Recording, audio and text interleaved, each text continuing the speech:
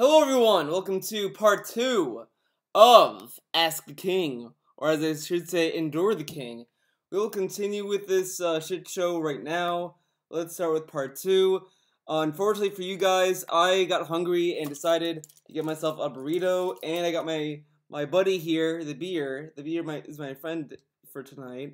So, here's his tips for talking to a camera and streaming. That's the first question. Alright, so my suggestion for tips of talking to a camera would be to kind of make a few videos, do multiple takes on a video idea until you start to feel natural in talking. If you need to, always also start like writing a script if you need to. For me, I just kind of go. Sometimes if I want to iron some ideas, I do script some stuff out. Otherwise, I don't. But it's a lot of like, if you keep doing it, you'll get better at it. You can't just, do one time and, like in my old Endure of my old videos, you can see that I have completely changed in front of the camera, completely. My older videos on Theo Does Videos, you get to like the older ones, I'm just like, oh, hello everyone, I'm Theo, we're here to talk about it. It was awful, it's awful. I every time I listen to it, I want to like, rip my ears off. It's terrible. But seeing that and then seeing where I am now, I've changed a lot. I've gotten more, energetic when I'm talking to the camera. I'm more, focused on things, and I'm not like, very quiet. I'm not like, doing this. But that's stuff that you will get in time. You're not gonna get it at first. You just have to keep trying at it. For streaming, it's a little different, but you just have to kind of relax. If you get a little too stressed, just read the chat. Read the chat for a while. If they're getting a little bit, if they're putting too much pressure on you, just be like, just kind of find something to joke about or something. I don't know. Streaming, I don't know, because I've done videos for so long that streaming just kind of melts, like it just kind of blends together. So honestly, if you're gonna stream, just do recordings first and then go into streaming. Streaming should be like kind of a thing you wean yourself into and not start off right off the bat. Like if you can't handle a camera recording, if you can't handle yourself recording yourself on camera, then you can't do a stream. You have to handle doing recording first before you get to streams. Some people might be the opposite, which is fine too, but do what feels comfortable for you, is what I would say. First question is from Ismael, and he says, "Hey Phil, I really enjoy your streams. You are a great talker. I want to know if you have any tips on streaming or talking to a camera. I tried it in the past, and it just feels so weird for me, but when you make your pre-streams and video series, you look like a professional. How do you do it for so long? Do you have any tips when talking to a camera?" Well, let me put it this way. I didn't just start public speaking by doing YouTube videos or streams. I actually had a long history of doing things in public. For example, when I was in elementary school and high school, I would do speeches and things like that, oral presentations. When I had different jobs over the years, sales jobs, you got to be out and about in front of people, talking to people constantly to try to sell stuff at a store, right? Later on, when I was doing continuous improvement work in my office job, I would have to be constantly leading projects and then presenting the results of those projects to upper management of a company. So I already had a lot of experience with public speaking and doing things. Everyone, when you go to high school, you always have to make a speech. All the time. You're always making a speech. It's not something new. But when you're doing public speaking, that's different than recording, because when you do a video, you're putting a video up on the internet that can be seen by millions and thousands and millions of people, so on and so forth. When you're doing a public speaking, you're in an enclosed environment, and you know these people as well. Like when he was working at his job, he knew the people there, so he kind of felt comfortable in talking to them. I mean, maybe day one was hard for him, but I mean, everyone goes through school, everyone learns how to, everyone kind of does a speech in public speaking. Just saying, but this is kind of like him drinking himself off, I feel like. In front of people in public before I had ever headed over to YouTube. Now, admittedly, when I started on YouTube, I just had the camera pointed at the television and I was doing gameplay, okay? Eventually, there was a desire from people to learn more about me, to know about, gee, what's my schedule for the week? Can I ask Phil questions and learn about him as a person? Because I really like his gameplay style, but let's hear more about him behind the scenes of stuff. Admittedly, when I first started doing stuff on camera, it felt a little weird because right now I'm staring at a little webcam. I'm not looking at a person and talking directly to a person and interacting back and forth. I'm talking to a piece of equipment, okay? And it could be a little weird, but what I would say is after doing it for months of just talking to the camera, it got easier. Now keep in mind, when I did YouTube back then, it wasn't live. So I was able to talk to the camera and record and then play that video back before anyone else ever saw it to see, gee, how did I come across and stuff like that. Now, the truth be told, I never really did double or triple takes. It wasn't like I had to keep doing multiple takes. Only if I ever completely forgot what I was supposed to say in a video would I ever go back and restart and re-record a video. For the most part, most of the videos you see on YouTube are one take, right?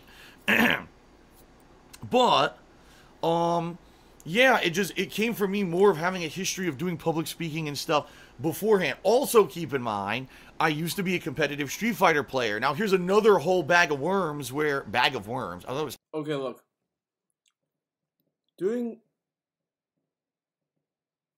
Oh, that's fireworks. I was, like, wondering what that noise was, but...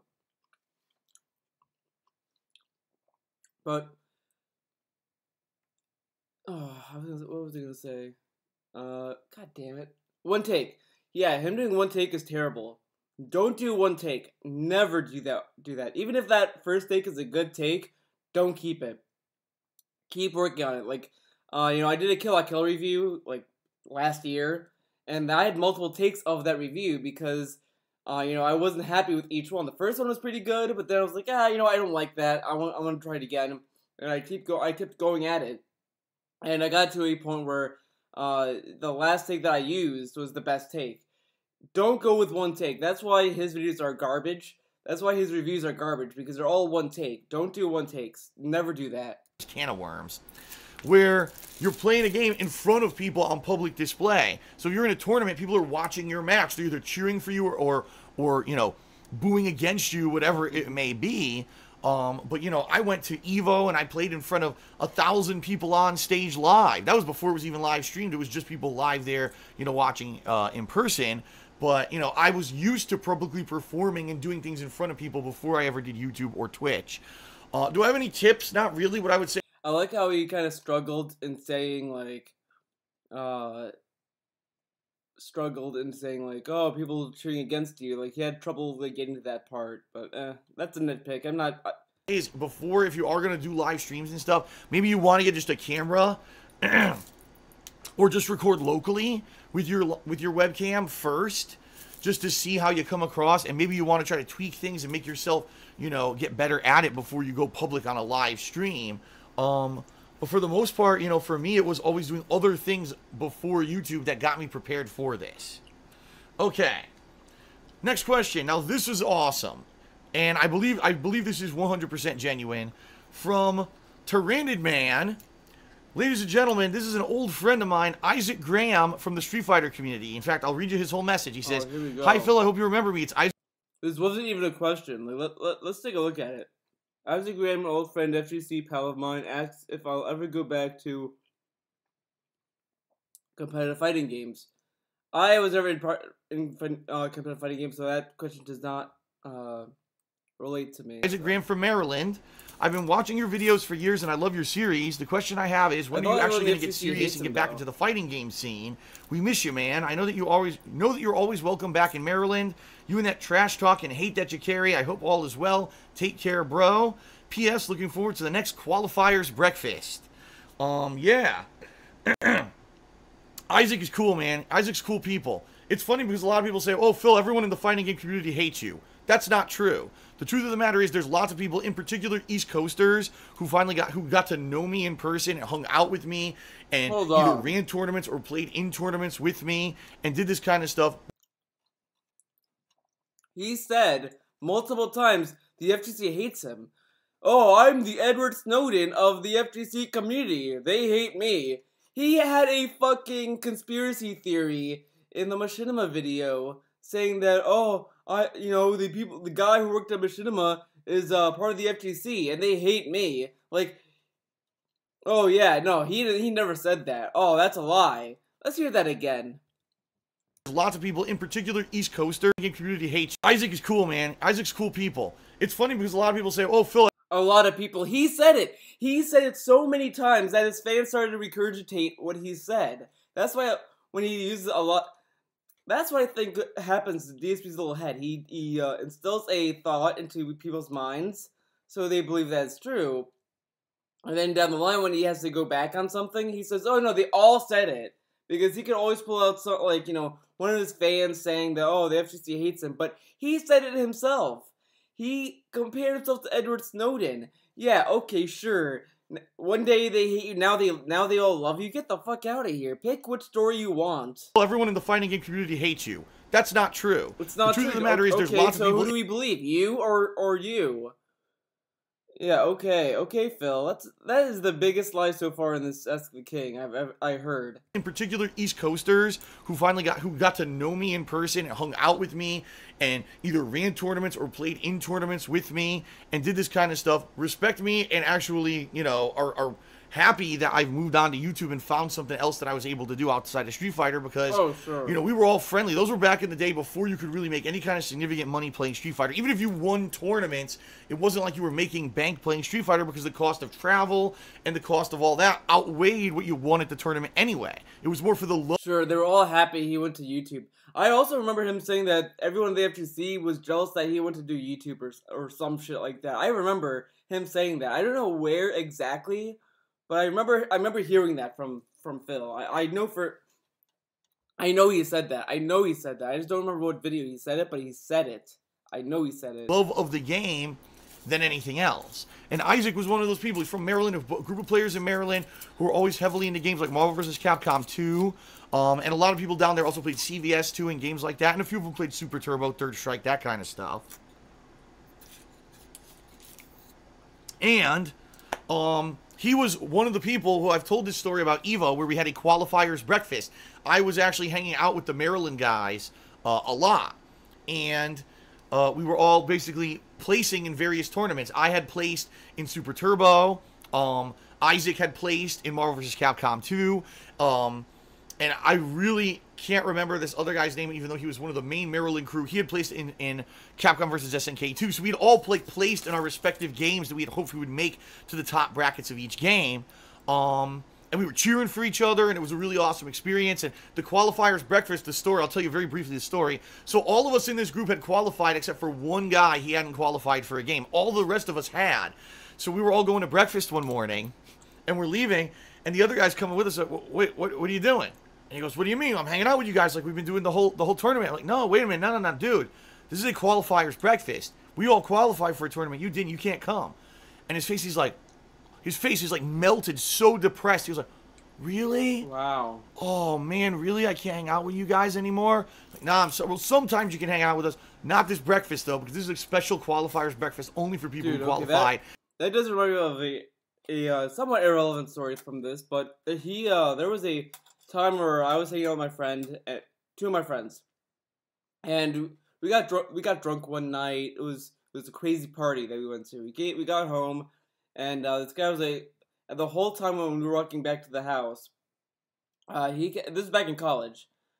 He kept saying, "Oh man, I can't wait for a BK breakfast. That's like the most exciting. That's the best part of the day. Oh man, I'm gonna wake up tomorrow and I'm gonna."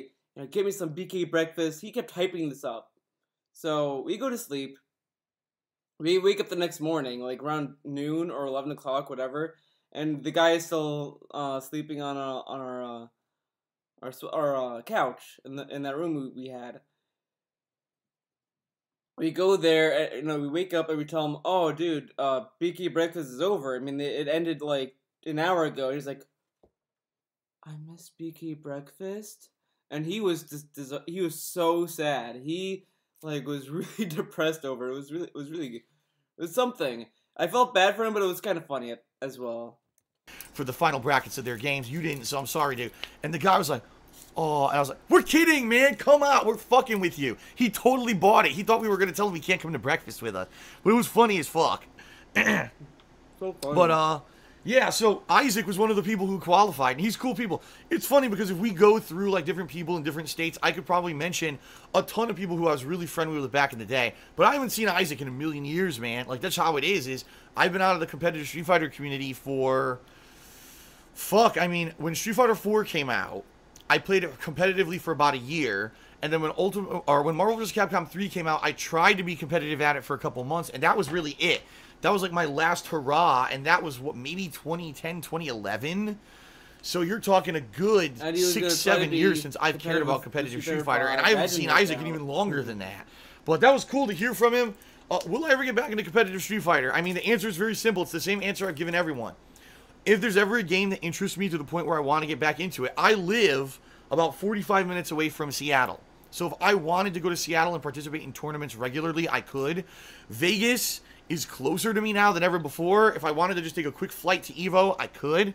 But the bottom line is, what interests me? I hate Street Fighter V. I fucking detest it, okay? I like Street Fighter 5. It's a good game. I like it. But he could always play Ultimate Street Fighter 2 and Injustice 2. That's at tournaments. It's all the rage right now. Street Fighter 4 isn't played competitively anymore, and I was never good enough really to be a tournament player in that game. The game that I'm the best at, Super Turbo, isn't played as a main game anymore. It's usually they have side tournaments for it, but I have no interest in traveling and spending hundreds if not thousands of dollars to play in a side tournament. You know what I mean? Tekken, am I good at it? Not really. I know basics and fundamentals, but I'm not good at it. I'm not good enough to be a tournament competitor. Injustice, no. You know what I mean? Like, all the games, there's not going to be a game at EVO that I'm good enough that I would go to EVO and be competitive at it. The games that I like aren't popular. You know what I mean? Like, Super Turbo isn't super popular anymore. And it really is a shame. You know, Street Fighter V, in my opinion, it had all the potential. It really did have all the potential to be a great game, and they just fucked it up so bad when it was being developed, and now I don't care about it, and I refuse to put time and effort into a game that was terrible at launch, is still terrible today, still has more frame delay than any other competitive Street Fighter. The game was designed with frame delay in mind. It's a piece of shit. It really was designed by hacks, and it's sad that they put the Street Fighter franchise in the hands of people who didn't know what they were fucking doing, and now to the situation it is. Less people than ever are playing competitive Street Fighter because of this, and that's a sad thing. Every fighting game doesn't have that big of a community. Like, I think the only fighting game ever to have good sales recently was ARMS. And Injustice 2, I mean, honestly, you don't really have to be that good at the game to be good at Injustice 2. Like, some characters you have to, like, kind of master. Like, Dr. Fate's a really odd character. He has a lot of weird combos. I like Dr. Fate, but some of his combos I struggle to put in. But, you know, I'm like Canary, Superman, Batman, Harley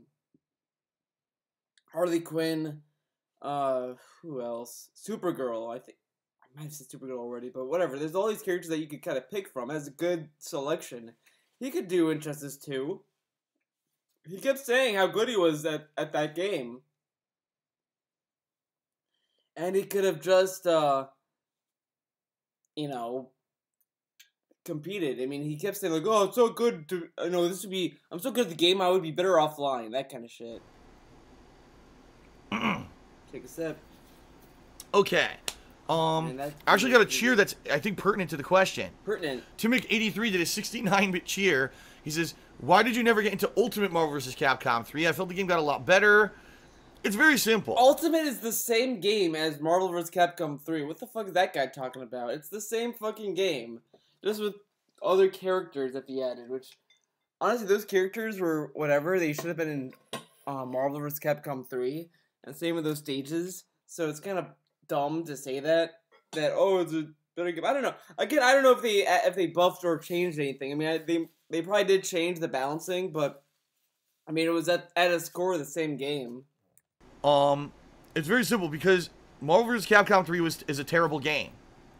Any game where you can get lucky, get one hit, and that hit can lead to you completely winning a game is garbage. because everyone's going to have good and bad luck. It should be ultimately who has the better meta game, who had the overall better play style that led to. But that's how it's always with fighting games. It's always that one, that one move that can set the, that can change the fight.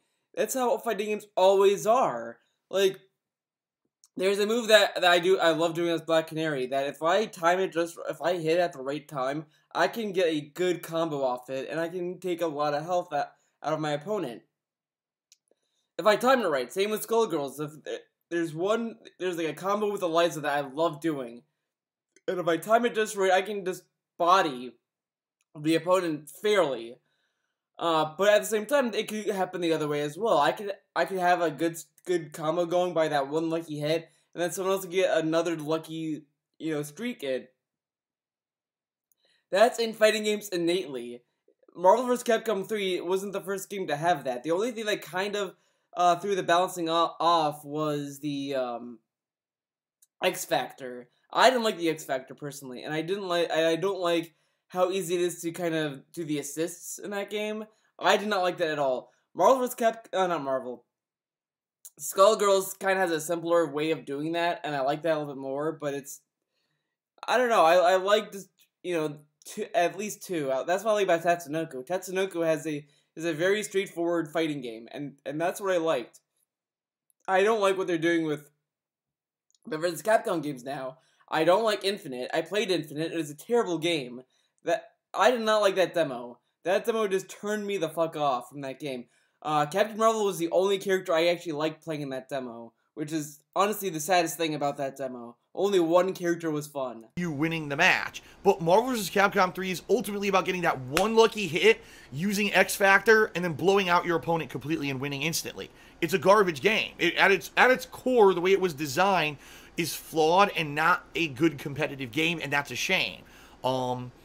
And that's why when Ultimate came out, I didn't care. I did play it, but I didn't play it any more than just a little cursory bit. I just didn't give a shit at that point because I knew Marvel vs. Capcom 3 was a broken-ass piece of garbage game that was made for visuals. It was made for the kids to watch on stream. It wasn't made to be played at a high... Yeah, a game back then when streaming wasn't that big of a deal. Yeah, they thought of streaming when they made that game. Yeah, okay, Phil. Competitive level and be enjoyable, because it's not. Okay. At a high competitive level, that game is not enjoyable at all. It sucks. It really does. It's not fun. It is fun. I enjoy Ultimate when I'm going. Next question from BlackSpawn89. Alright, let's take a look at this question, dude. Bet you guys are really happy I'm done eating.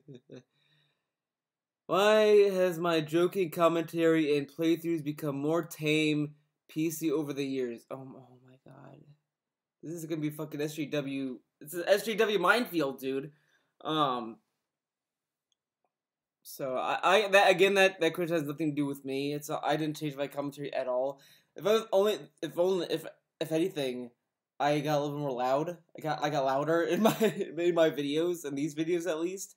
But other than that, I haven't really changed my commentary. He says, Phil, watching some of your older playthroughs, I found them to be much less PC. You had jokes that didn't shy away from sex, gay jokes, ethnic jokes, etc. While some find those crass and vulgar or offensive, some also found them to be funny and something completely different. What made you change your joke style in your Let's Plays? You made... Okay, look, his old commentary, I've said this before, I love his old commentary because it was raw, it was fresh, when he got fucking salty, and he, went, all out. Now, when he's playing games, he just sounds like he's crying. He sounds like a baby at this point. Before, it sounds like, an angry, pissed off, man. Now he's just now, I saw his Crash Bandicoot 3, playthrough. He was doing the last thing he was doing was the bike. He was doing the bike right before the final bike mission. And he was just complaining and whining and crying about how racing does not belong in Crash and this and that. It's just just nothing but crying. And that's all he is now. He just whines and cries and acts like a little baby when he plays a game. He completely dropped Street Fighter V because he was getting too angry, so he never went back to it. he plays all these games and he's just not the same. He used to like play games and it felt genuine. Now it just feels like that he is going through the motions. It's fucking shit. You make much less racist style jokes, much less sexist jokes. What happened to cause such drastic changes? What fucking playthroughs that he's been watching? He's been making a lot of racial jokes, and the thing is that when people complain about Phil being racist, I mean, some people can say it's them. Some people might be hypocritical with these complaints. To me, it's not really that.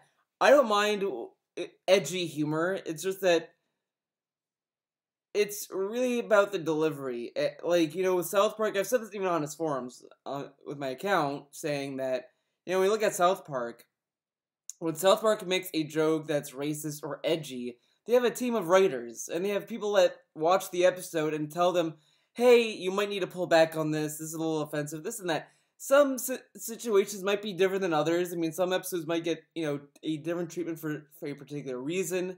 Like the 200 episode, that one was censored because of threats being made towards them. But other episodes, they might have changed because someone might have said, hey, this might be going a little too far, add this, change this, whatever. They have a team of writers. They have a team of people that actually, like, edit the joke to read better. And with Phil, like, he just goes with these jokes on the top of his head and never really think about it. Like, the Nazi joke on Blip TV wasn't funny because it was, like, almost 15 minutes of him playing a Nazi character, and it just the joke ran its course, and when you think it's over, he continues it. But let's see what he has to say. It's just really dumb that how he defends it. Is in your commentary. Was it being was it a long excuse me. Was it that you were in a long-term relationship with Leanna and made you realize that sexist jokes maybe were unjust? He made sexist jokes while he was with Leanna. Get the fuck out of here. True, because people were doing montages of negative stuff that you were saying in your videos and basically. Oh yeah, it's the fucking montages, dude. Yeah, it's you know, blame the montages. Don't blame the guy who actually says them. Into slander, acting like you actually meant that stuff. What, when, and why did the change in your commentary style have less potty humor and focus more on being tame and conservative? And that's from BlackSpawn89. Here. First of all, I don't think that overall my commentary has changed. If you actually watch my commentary from an old school playthrough back in the day and you watch my commentary on a newer game, with a few exceptions, I think you're still going to see a similar style of commentary. Now, admittedly... No. I'm sorry, but even when I was watching his older playthroughs, I did not hear... Shady Dax! Like, he never did these, like, clown faces. Like, imagine it... Like, I would love to, like, show old Phil new Phil's new gameplay videos and see what he would say, because he is everything that he hated. He became everything he fucking hated. It's so fucking sleazy and shitty. Like, that's what, as I said, that's what pisses me off the most about his fucking gameplay channel now, is that it's a complete everything that he once hated, all in one channel. It's fucking astounding how quickly he sold his soul for fucking money. So fucking sad. Admittedly, yes, there's less cringe-worthy humor now in my playthrough. No, you got more cringy, if anything. No, I'm sorry. The only person I can say that they have moved past cringe is me. Look at my old fucking videos. My old videos are terrible. I hate them. Fucking suck. Although I'll still bring it up, I'll reference a girl's big tits or whatever. Most of the time, I'm not using the most crass basic lowest common denominator style jokes all the time anymore. All right. There's a few reasons why. Number one, you're still when I started back on YouTube, all right, way back in the day, I was heavily influenced by the Angry Video Game Nerd, and that guy, he is the most over-the-top character, right? Fuck. Over the top. He kinda is. I don't know. I never thought he was over the top when I was watching him. Like, even his older videos, I didn't think he was that over the top. Like, because he embodied rage that everyone had towards the game. Like, when you played a bad fucking game, you felt that. You felt that rage. That's why people like the Angry Video Game Nerd, was that they felt they've been there. Like, they've been angry before as that character. seeing in DSP's commentary, there's no way. Like, the only time that I can kind of sit there and say, "Oh yeah, he pulled inspiration from Angry Video Game Nerd," is when he says, "What were they thinking? Fuck, fuck. What were they thinking? Shitty dicks." That kind of shit. And and first one says, "Well, he plagiarized the Angry Video Game Nerd and all that." Like, there's a debate with inspiration and that very same thing where it's like saying like, when can something go as far as inspiration to the point where it's inspiration or it's just a straight up like ripoff? And that's something that you know, it's an interesting discussion that we don't have time in this 7-hour video. Fuck this, fuck that, you know, shit dicks and all that stuff. That, Shit dicks. you know, everything you can think of. You're just swearing every other word usually in his videos. At the time, I was actually trying. He doesn't mindlessly swear. He swears at like precise moments because he takes time to make these videos. He doesn't just say it offhand. To be the most over-the-top kind of guy you could get on YouTube and see how that would work in a commentary style for live gameplay. That's number one. Number two, back then, it was the Wild West of YouTube. What I mean by that is, it was the burgeoning era when people were coming to the site in droves and everything was new and different. It's not today, it's more polished, it's more professional. Everything has to conform to this certain formula for success in order to succeed. You know what I mean? No, you could still have like a rough video be successful. It's just that it's harder because there's a lot of people using YouTube. That's really what happened. Like, the ad revenue is its own thing. I'm not talking about ad revenue. I'm not talking about that. I'm talking about like there's a big population on YouTube of people trying to make a name for themselves, and if your video doesn't stand out, it's gonna just be pushed to the wayside. It's really hard to get into YouTube now because there's so many people using it. That's why people who started YouTube like, you know, way back then have stayed on for so long, because they have an established viewer base, and they can like kind of, and they have adapted and all that, and they've changed and they have evolved and they just adapted their videos. When you look at like, you know, people on VidMe, though a lot of these channels that are starting up on VidMe are probably going to be long-lasting channels because they've started when that site is young. If someone goes to VidMe like 5 years from now, it might be a little bit harder for them to kind of get their foot in the door. It's a very tough business, and that's how it is with these types of businesses. When you try to make a TV show, for example, you might not be able to make the TV show you want because, you know, you're a nobody. You're trying to step your foot into a door that a ton of people populate. Like, you know, who do you think is going to get a better chance of getting their TV show greenlit? You or Vince Gilligan? It wasn't like that back then. Back then it was very drastically different. So for me, it was like, let's just try anything. You know, throw any fucking thing out there. Try everything, yeah, sure. Right? And and see, you know, what happens. And I did. I pushed it all the fucking way to the limit in a lot of cases with the stuff that I would say in my videos. Let's face it, right? Yeah, let's face it, guys. Now, admittedly, okay, it eventually got me into trouble. I mean, take a look at the Blip TV situation where I was making jokes about, I was basically impersonating a Nazi character. Similarly, and this was directly supposed to be a direct kind of reference or even homage to the same thing they had done on the Howard Stern radio show where they impersonate a Nazi character and he would say offensive things to Jews, but it's supposed to be tongue-in-cheek humor because you know tongue-in-cheek Nazis are supposed to be tongue-in-cheek humor. What? And I actually heard, I did not know this, but some guy on Twitter, I would like to pull up his name because it was either Twitter or YouTube or somewhere. What the fuck? So send me a Twitch link. If I could find it, I'll say what the guy said. From the best of my memory. So I'm sorry if I don't give you that a shout out, but someone told me that Howard Stern got into a lot of trouble by making a lot of racial jokes and all this stuff. He got like fines from the FCC. He got fired from jobs. He lost a lot of gigs and a lot of things because of his racial jokes. I think now, oh yeah, I got a better idea how to find Jesus.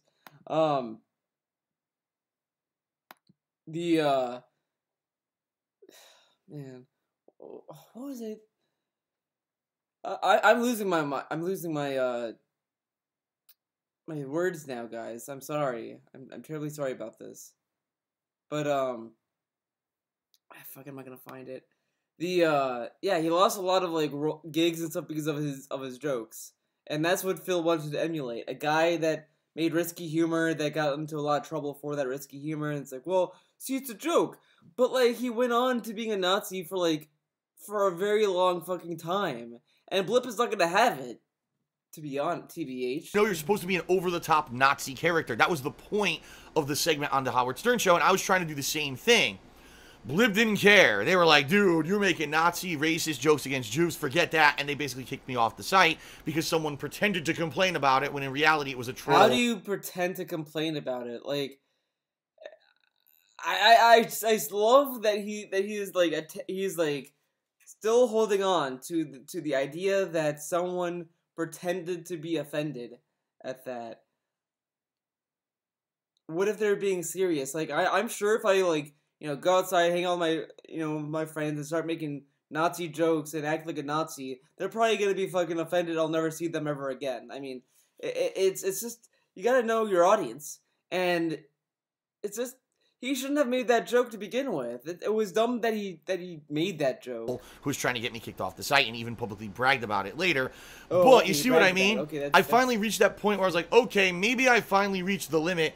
I finally now, and that was, by the way, that was 7 years ago? 6.5 years ago. I was like, you know, we've reached the limit here where I don't think I could really push it to the limit anymore, okay? Okay. And since then, yeah, you noticed it was a slow kind of curtailing it a little bit more, a little bit more, a little bit more. Over the years, I definitely still said things that were generalization, racist jokes and things like that. But again, I'm not racist, and I think anyone who watches my stuff would... See, okay, this is what I tell people. This is my opinion on this. When he makes a racial joke and it comes off in bad taste, also, like, a lot of his racial jokes are in bad taste or they come off bad. I don't think that DSP is a malicious, racist guy.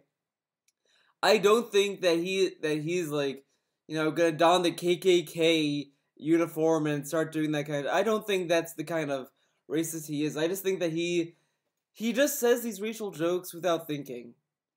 Like, he just says a joke that he thinks is funny, and he doesn't think that, and he doesn't see why people would be offended. That's what I think. The only time I think he's sometimes somewhat genuinely racist is when, for some reason, when he talks about Asians, I don't know what it is.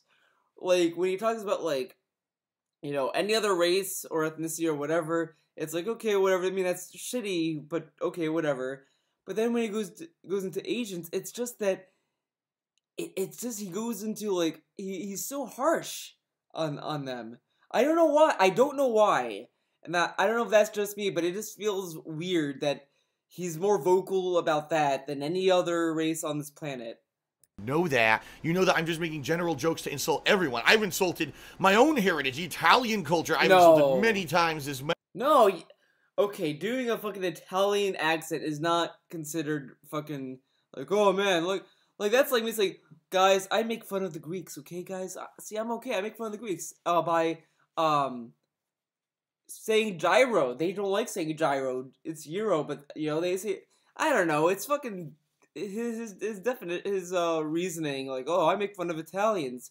I don't see him making fun as much of, you know, Italians on the same scale as any other race.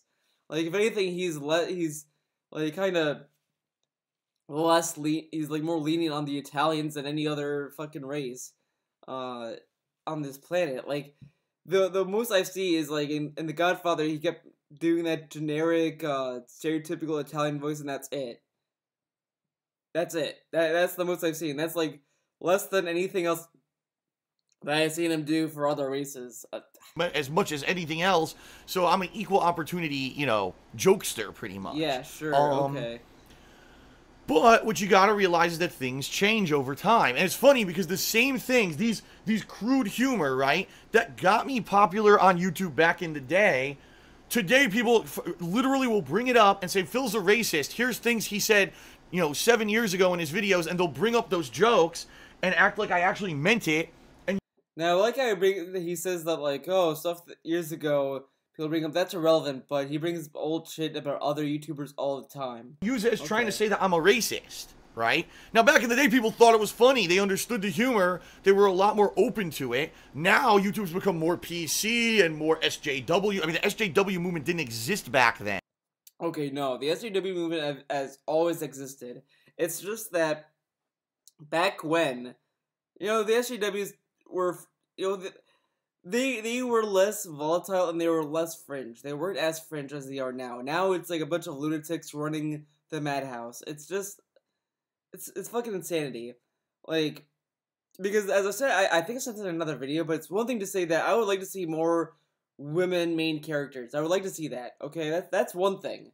Then it's another to say we need to have more women superheroes. We need less of men. Fuck white men and fuck this, fuck that. We need to have more of this, and that needs to go, because that you're not gonna give that's not a reason that we should listen to you. Like, are you gonna listen to the guy that's yelling at you, saying how you should think and what you should do, or are you gonna listen to the person that says, I would like to see this. Like, two different things. SJWs have always existed. It's just now they're more vocal and they're way more fringe. So you're talking now everything is also now anything you say will be twisted in a way to make you look bad, right? So I did have to over time kind of adjust my commentary for a more widespread audience and try to make it so that I wasn't constantly offending people, which is funny because I don't think I've ever tried to intentionally offend anyone with something I said, but people... Just because you don't intend to offend people doesn't mean that people can't be offended. Like, I can make a joke that could be offensive, and then if I say comments like, I'm offended by that joke, I'm not gonna say, well, that's your fault, okay? See, I didn't intend it to... I mean, I could say I didn't intend for it to be that way, but I'd still apologize for it. I'd say, look, I'm sorry for the joke I said. I don't intend it that way, but I can see, how you might have taken that way, and then move forward with that. And that's what happened a lot of the times. I've been in that situation before where someone did call me out on something I said. I apologize, and I've tried to get back on some of that stuff because it's different. But again, requesting it and all this stuff, as I said, intention doesn't matter if how the other person feels. The other person will still feel offended if you intended it or not. It's just that you kind of have to be clear and you have to you have to level with them because they have a point. If someone says that I'm offended, you have to hear them out.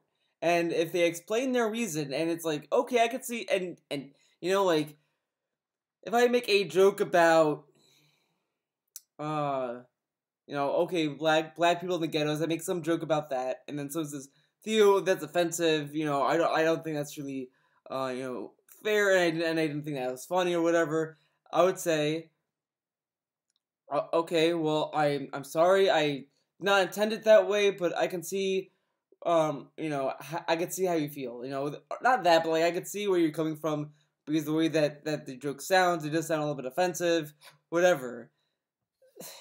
People get touchy and offended by anything these days. It's very different. Again, 2008 to 2011 YouTube versus 2012 to 2017 YouTube are like two completely different fucking groups. It was one generation of people who got it, and now the next generation who don't. And it's just such a different thing now. It really is. It's all that, it's the fringe.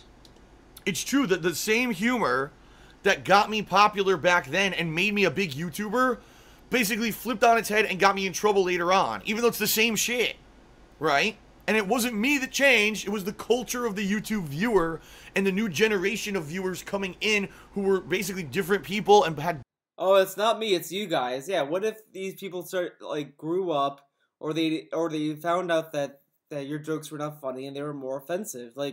Because honestly, I could probably see how people could find them funny, back then or whatever. But then if you see South Park or someone more talented make a similar edgy joke that's actually funny, and then you go back to him, it's gonna sound completely different. Because the issue with Phil's racial humor or edgy humor is that it's too tryhard. It's tryhard. It's like a guy trying to be edgy and failing while they're trying to be edgy. different beliefs that changed everything, okay?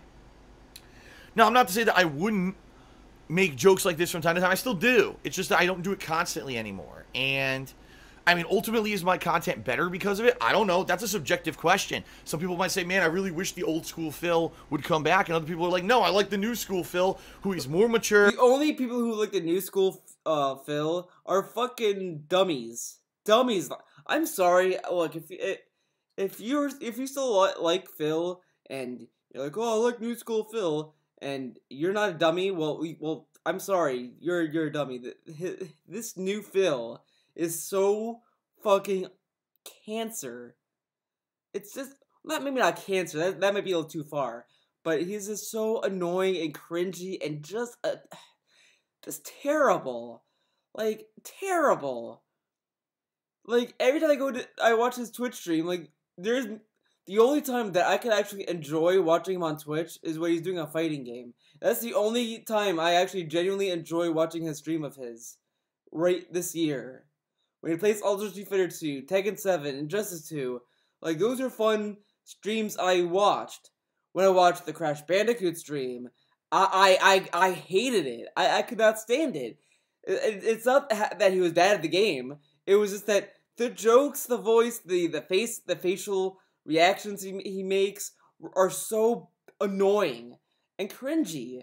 And, like, I'm not saying I'm less cringy or I'm less, like, annoying or obnoxious or whatever. I'm sure I'm that too. I'm not saying I'm better than this guy, but it's just, for me, when I go to his stream, I'm so fucking annoyed hearing boom, badoosh, oh, wow, oh no, like that kind of shit. Like, who fucking wants to hear that? He's learned a ton over the years. He knows how to walk in other people's shoes now, and he realizes why. Oh yeah, he knows how to walk in other people's shoes. Yeah, sure, okay, sure, buddy. Bullshit. Maybe what he did back then doesn't stand now and isn't a good thing to do now, right? But that's the thing. There's those people. Everything's black and white. There's always right and wrong, and nothing ever changes. They think just because something I did 5-6 years ago, I did it back then, that it stands now. So because I made those jokes on Blip TV, you know, in late 2010. The internet never forgets. Like, again, when you put something on the internet, it stays around. Like, people will always remember it, and they will always bring it up. Like I'm pretty sure people still give me shit for half the shit that I made. Like, when, like, I did an old video that was about My Little Pony, by the way. I know, fucking, very enticing, very, like, you know, interesting, engaging stuff right here. But, you know, and people still might bring up, like, oh man, remember that fucking video? Like, here and there, whatever. It's just, it is what it is. You know, you put something online, and people will fucking remember it. Like, I had a lot of, like, Twitter, like, fucking, rants and shit like that. People still fucking remember that. Like, of course we're gonna fucking remember that. The best thing you can do is try to move on from that, like, you know, whatever. Like, I've tried to kind of better myself on Twitter. Obviously, there are times where I do kind of, like, have meltdowns and shit, but, like, I try. I don't sit there and, like, it's your fault that I'm like this, okay? It's your fault, not me. Like, come on, get the fuck out of here. 10, that means I'm the same person now, and I would still do those same jokes. I'm a horrible person. You should never watch my stuff because I'm a racist. And this is the shit that people come up with. They make these fucking stupid-ass videos, slanderous videos and montages, right? And it's just so dumb. So anyway, it is what it is. Whatever. That's basically what happened over the years. Times change, right? All right. Times change. Next question is from... Papers are stuck. Anthony77FX, and he says, Phil... Oh, let's see the question. Why is the Marvel Cinematic Universe so much better than DC in my opinion? Well, I guess the question said in your opinion. I don't know why he wrote in my whatever, but I think the reason why Marvel is better than DC is that Marvel kind of has more fun with their universe, and they had more time to build up to the Avengers. I still think Avengers 2: Age of Ultron was complete garbage. I hated that movie. I really hated that movie. I was so bored and disappointed by that movie. I left that theater really pissed off about it. But you know, it just had a little bit more like enjoyment. It was filmed better. Like because ultimately it knew what it was. It was just Marvel movies are just kind of like action movies. I mean, there's no like they didn't try to take themselves too seriously. I mean, they took themselves seriously where it needed to, and it wasn't like complete seriousness. DC, I think, had that with the Nolan Batman trilogy, like Batman Begins, Batman Dark Knight, Dark Knight Rises. Those were very solid movies because they focused on a story. They had good moments with characters, and it matched the character. Now, when you have like Superman, Man of Steel, when I saw that was like someone trying to make a fan fiction of the Nolan movies and with Superman. Like it just fell flat. Zack Snyder is, for starters, Zack Snyder is one of my least favorite directors. I used to like him. I liked him in Dawn of the Dead. I liked his Dawn of the Dead remake that he did. I liked Watchmen, and Watchmen is arguably a very polarizing movie. There are people who really like it or they really hate it. I liked it. I liked it for what I liked that movie. But I think that with Zack Snyder, he just kind of got a more inflated ego, and his movies started to kind of be green screen parties at this point. Like, it's just nothing but in front of green screen. The way that it's filmed, the style it looks kind of sloppy and gritty, and it's just people were saying when they announced Batman versus Superman is that they're gonna have two brooding characters.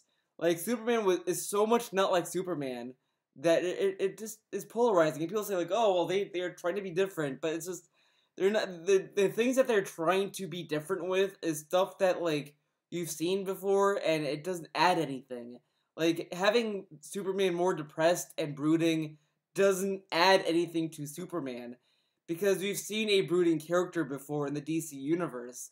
Like look at the animated series of Superman. In the comics, Brainiac has always been like an alien. Brainiac has been an alien going to planet. Superman animated series made Brainiac his origin story part of Krypton. Like, he was a computer program on Krypton that betrayed the Kryptons and all this stuff. And to me, that's a better origin story because it kind of gave Superman and Brainiac kind of, the same place that they came from, and it was interesting in that way. But when you have Zack Snyder trying to change Superman's backstory to make it more brooding and dark, it's just why have it that way? So I think that's what's going on, and at the same time, DC has been trying to catch up with Marvel, and I think that is the bigger issue is that they're trying to play catch up with Batman versus Superman. They try to catch up by shoehorning Justice League into it. I think that movie would have been better, honestly, if they just cut out Lex Luthor and cut out the Doomsday arc. Kept it simple. Bruce Wayne goes to Metropolis to seek revenge on Superman or whatever, and then they fight. Whatever, something. It's just because, like, in that movie, I enjoyed Batman stuff way more than Superman. Every time Superman was in the movie, I just kind of fell asleep. And then when Batman was on screen, I was like, oh hell yeah, look at these fight scenes. I mean, yeah, Batman killed people in that movie, sure, but, like, I was more willing to kind of, like, look the other way because at least Batman's scenes were at least entertaining. They weren't boring. It wasn't like Superman that's just like, I'm so troubled. I lost my home. And now people hate me, and people see me as a god. It's like, fuck this, That's what I didn't like about the DC Universe. I think they changed it too much with Suicide Squad. Suicide Squad was terrible. I hated that movie. It was obvious that they wanted to compete with Deadpool. It was so obvious they wanted Suicide Squad to beat Deadpool. It was so obvious, and it was so bad. Terrible. The other day I went and I saw the latest Guardians of the Galaxy 2 movie. Once again, Marvel has proven themselves to be capable of making better films than the ones that DC has done since way back when they made... Guardians of the Galaxy 2 is not a good movie. Is it fun? Is it entertaining? Okay, sure. I just did not like it nearly as much as I liked the first one. Second one, by the end of the movie, it started feeling rushed. It felt like that they were like, oh fuck, we need to finish the movie in 30 minutes. Okay guys, let's fucking wrap things up very quickly, and it was just terrible. There were character arcs that did not feel satisfying or fulfilled. The thing with Star-Lord's dad was fucking terrible. There's this one scene, I don't want to spoil it, but there was one scene that I literally sat there and I was like, this guy has to be fucking retarded. Like, it was just such a bad scene, and everything about that. Half of the movie was just terrible. Like, I really didn't think Guardians of the Galaxy 2 was a good sequel. It was a terrible sequel. The only sequel of Marvel that I actually enjoyed was Captain America. I think Captain America had better sequels. Iron Man 2 was okay. Iron Man 3 was also bad. Iron Man 3 sucked. Iron Man 3, Age of Ultron, and Guardians of the Galaxy 2 kind of made me lose faith in Marvel just a little bit. Man of Steel 2013. So far, I haven't enjoyed any of their movies after watching Suicide Squad last year. I'm no longer even excited for the upcoming Wonder Woman. Can you tell this guy posted this question earlier on because Wonder Woman hadn't been out yet? I like Wonder Woman, and I'm actually considering checking out that movie. I heard mixed things. I heard the mix is like it ranges from like it's an okay movie, it's fine, to it's a really good movie. So I'm interested in seeing that movie, so maybe I'll check it out. Not interested in Justice League or any other upcoming projects. At this point, I'd rather just stick to watching Marvel films because they've done a much better job with their characters as well as their overall cinematic universe, unlike the executives at DC who are just trying to play catch-up with their own universe. Why do you think DC doesn't do as well compared to Marvel? And if you had to, what advice would you give them to help improve their films? I'm really happy to see that you brought back Hate Live, and I'm excited for your upcoming playthroughs. Keep up the good work. In a nutshell, first of all, I didn't see Wonder Woman. But these papers will not, I'm going to put the papers over here. They will not sit on this. They keep falling on the floor. There. Stay. I didn't see Wonder Woman. I can't say a word about Wonder Woman. I did not see the movie, so I can't judge that one. But, yeah, I mean, you're talking Man of Steel, obviously, Batman vs. Superman, Suicide Squad. What was the other one? There was another DC movie in there, wasn't there? I thought there was one other one that was in there that people didn't like. God, I can't remember what it was.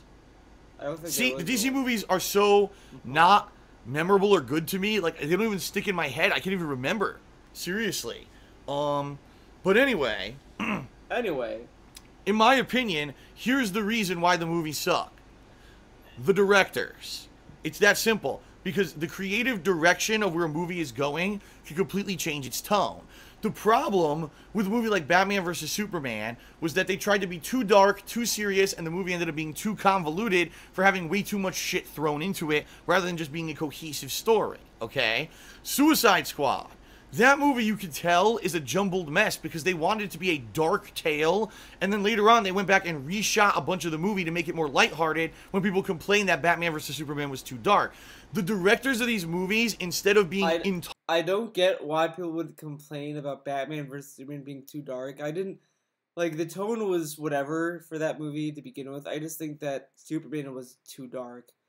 Because Superman's supposed to be, like, the opposite of Batman.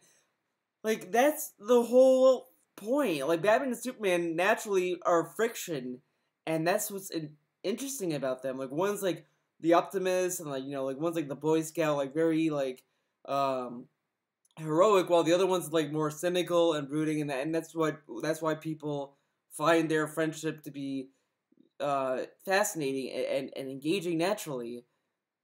In Zack Snyder's universe that he made, they're just two of the same character.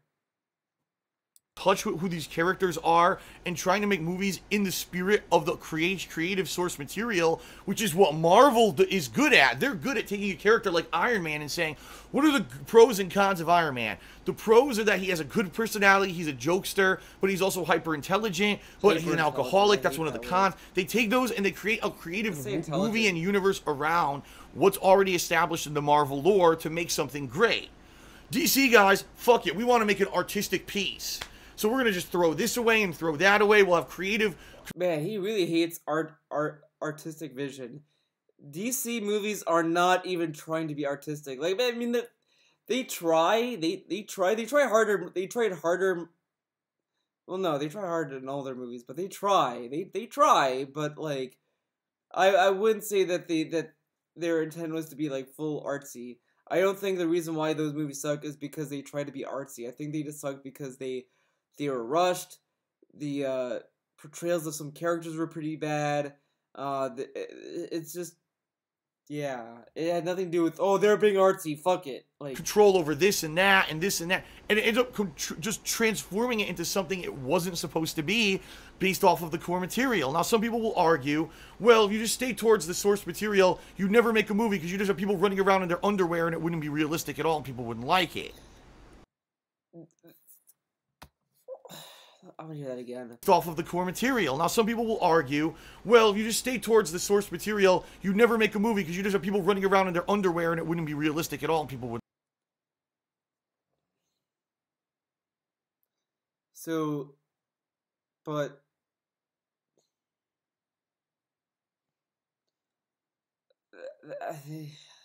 man, that like killed me a little bit. But comic book movies are innately not realistic. Immediately, like when you go to a comic book movie, you're not gonna watch it for its realism or its portrayal of realism.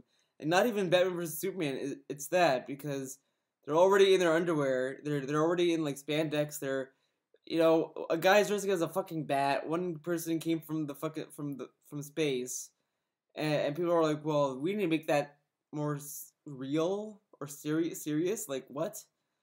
No. If that's like the criticism that they're listening to, that oh, it's not realistic, then those are not people you want to listen to. It's just movies should just be fun and have like and take risks and take, you know, like some of these risks might not pay off. Like I might kill a franchise here and there, but it's better to take a risk. I don't think what DC was doing was taking risks. They were just trying things and they were trying to catch up with things, and it just didn't feel like that they just banked on the properties than the ideas. Wouldn't like it. I agree to some extent, but it does have to be said when you look at these choices that were fucking made. Making the Joker look like a fucking street thug with tattoos all over his fucking body and not being anything like what the Joker's supposed to be in Suicide Squad. Obviously, that's going to have a negative effect, and you can only have so much, oh, I'm going to be artistic and creative with the source material before people groan and say, no, we know what these characters are, we know what they're supposed to be and what we would like. And the other thing I want to say is, like, if they stick too close to the source material, then why go to the movies? Like, you know, The Killing Joke, for example. When they made that animated series, I felt like that movie was doomed to lose, regardless, because they wanted it to be a feature-length movie. Okay, fair enough. And they wanted to add a story to Batgirl. I don't think that was a bad idea. I'm actually for that. The issue that arose from that was that some of the decisions with the Batgirl prologue that didn't make any sense to me. Like, the sex scene, at first I thought, I was like, okay, well, we'll see what happens. I think the events leading to the sex scene was random and just nonsense. But the scenes after it were actually interesting and they were fine. I liked the awkwardness that came from that. That was the only good thing I could say about that scene. The only good thing. But, you know, when I read the Killing Joke comic, and I don't even think the comic was that great either. It wasn't bad. I think for the story it told, it was really good. I thought it was a good... it handled some aspects really well. I just didn't think it was... Like, I just felt like that people overhyped it to me, I guess, but... the fight scenes, the final fight scenes in Killing Joke in the book, I thought were kind of boring because it was in the mirror room, which is like, okay, whatever. But in the movie, I liked it more in the movie because there was a scene where they were like in his memory, but it was upside down. And yeah, it's an obvious symbolism for how his life got flipped upside down. But like, it's still nice to look at. It's still nice and it reads very well and it adds to the dialogue.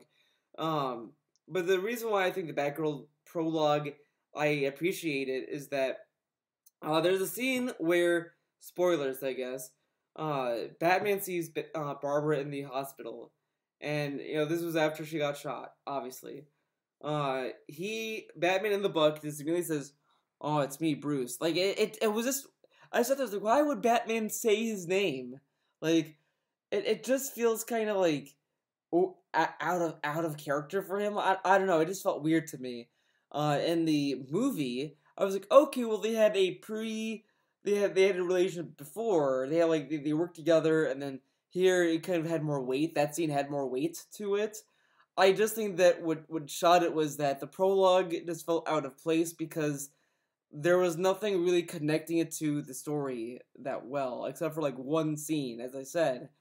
Um, so I would have probably, if I were to make a Killing Joke, I probably would have just made a movie based on it or inspired by it, and just changed the story to feature the Batgirl prologue to make her have a bigger role. I just don't. I think doing a straight adaptation to it and then adding a prologue right before it is kind of it doesn't really work because it kind of doesn't really. It's like trying to force a square peg in a circle hole. Like it's just not gonna work. Uh, like look at Batman Beyond, the Return of Joker. That story was kind of inspired by the story of Red Hood, the Jason Todd. It was kind of inspired by that story. Like you have Tim Drake being tortured by the Joker and this and that. Like it told the same story. It just they changed it to fit that story. It wasn't like okay, let's tell a direct adaptation and then shoehorn Batman Beyond in there. Like it just they didn't do that. That's what I think comic book movies should try to do is that they could take the source material of these properties, but they should try to make it something different, and they should try to make it a little bit more making it able to stand on its own. Similarly to The Walking Dead, the comics were very like I liked the comics until they started becoming predictable to me, so I kind of stopped reading them. But the TV series, I liked the first season. It did a different take. It took some ideas from the books and it made something unique and fresh with the property, and I liked it. The second season, that's where the show kind of killed itself, so I'm not gonna go in anymore with that. Them to see them as in a movie, and when you transform it too much or you make it too dark or too artistic or too much your own control, you fucked it up. And artistic, that's what I like about Logan though. Logan was more artistic than most Marvel movies. Like it's not an artsy fartsy movie. It didn't like or anything like that, but it was something experimental to me that they took a character like Wolverine, made it an R film, tried to tell a serious story that was, interesting and dark and, very simple and grounded in its own reality, but it was grounded for what it is. It didn't try to have like, the world is gonna be destroyed by this event, so Wolverine needs to take the new generation of X-Men to this place to stop the evil bad guy from destroying the planet. Like, it wasn't anything like that. It was just, Logan taking care of this girl, trying to get to this place.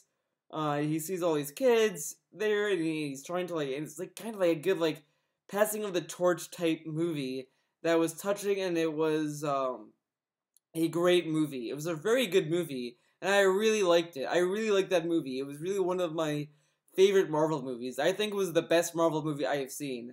It's not a great movie, but out of all the Marvel movies that I have seen, Logan is the one that stands out the most because it tried to do things that no other Marvel movie tried. The truth is, I get the feeling there's a bunch of artistic shit in these movies, these DC movies, that we don't even get. It probably goes right over our fucking heads, because you get these artsy-fartsy fucking directors who are worried more about... Zack Snyder's an artsy-fartsy director? Get the fuck out of here. Is he trying to shoehorn, like, the Batman, Nolan trilogy? Because Christopher Nolan does some, like, very, unique movies, but those movies, his Batman movies are the most simplistic movies he has made. Like... I think the best movie he has made was Memento. Memento is really one of my favorite movies that he made. The movie Interstellar was disappointing. That movie was just so bad. I really don't want to talk about how bad that movie was. About making this thing that could be their magnum opus rather than making a good fucking movie. All we want is a good movie. We're not asking for a superhero movie that is going to be the best movie ever made. It's going to win tons of Oscars and shit. We just want a good time at the movies, and that's what DC is missing. Making movies that are good times instead of these artistic creations. Yeah, that's what I think. I really think that they really have lost their way. He hates artsy media. He hates games that are artsy. He hates that shit. Why? Yeah, Wonder Woman I haven't seen again. And a lot of people seem to like the movie, so that's a good sign. And you know, they're making an Aquaman movie, they're making a Justice League. I don't know, man. Especially one of the directors of the Marvel movies is working on Justice League now because of what happened with Zack Snyder, which is unfortunate. Which is really unfortunate, but you know, maybe Justice League will be good. Maybe. Same people who are doing this. Did you hear about this fucking not Supergirls. It's supposed to be like the DC villain females. It's supposed to be Catwoman, Poison Ivy, and Harley Quinn in their own movie, directed by the same guy who made Suicide Squad. Oh, yeah. You know what? I think I'd rather see someone take a fucking diarrhea shit all over a piece of film and watch that, because I have no interest in that. I'm sorry, like, I like Catwoman and I like Harley Quinn. Poison Ivy's whatever. But, the guy who made Suicide Squad is making that movie. Oh my god, that guy did nothing remarkable. I'm with Phil. I'm with DSP on this one, guys. I mean, that director was so bad. He's terrible. How DC decided to have him direct another movie is beyond me.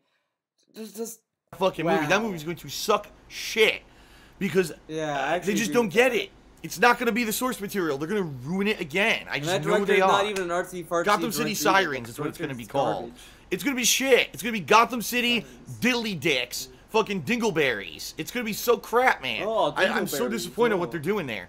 But it's so funny because then you hear Marvel and you watch the Marvel movies like, holy shit, like Thor. When I saw Thor, when I thought it was going to be terrible, I really did. I thought Thor was going to be like a god-awful movie because how do you translate that fucking cheesy Norse god, over-the-top character to the film? They actually did a decent job. Is it amazing? No, but Thor is actually pretty good in the Marvel Cinematic Universe. He's not terrible.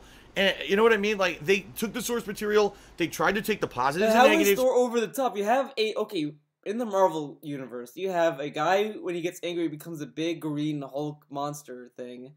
You have a guy who wearing a suit that flies around. You have a guy that had special steroids pumped into him that made him forever strong and was frozen in time. Frozen? You don't fucking survive that, you die. A talking raccoon.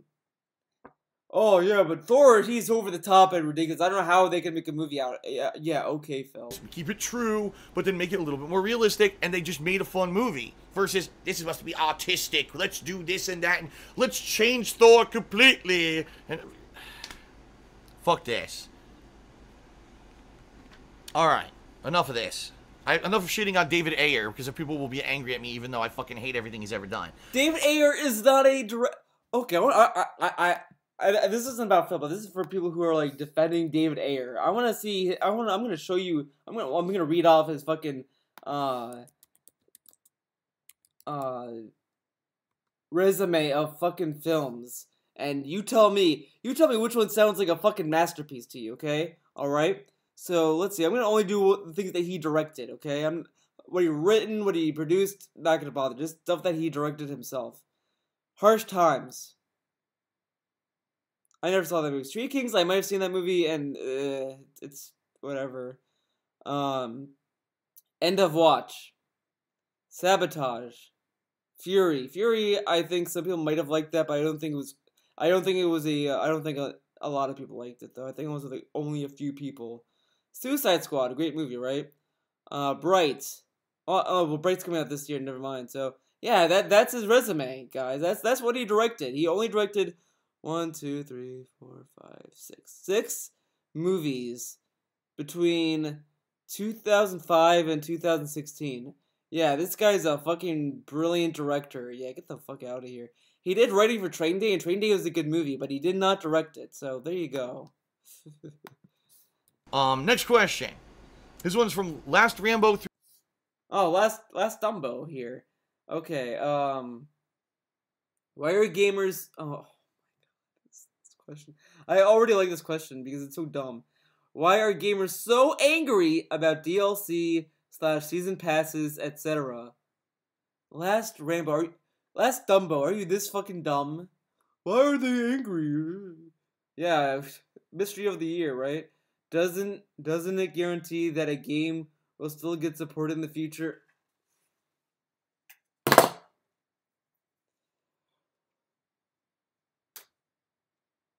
That is the dumbest question I ever read on Ask the King, and there was a lot of dumb questions. We haven't even made it to like part 3, but I don't think there's any other questions in this part that are this dumb.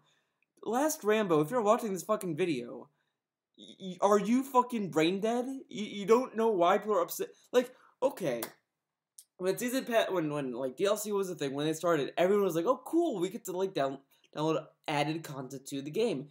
The idea of DLC is great. Rock Band did it right.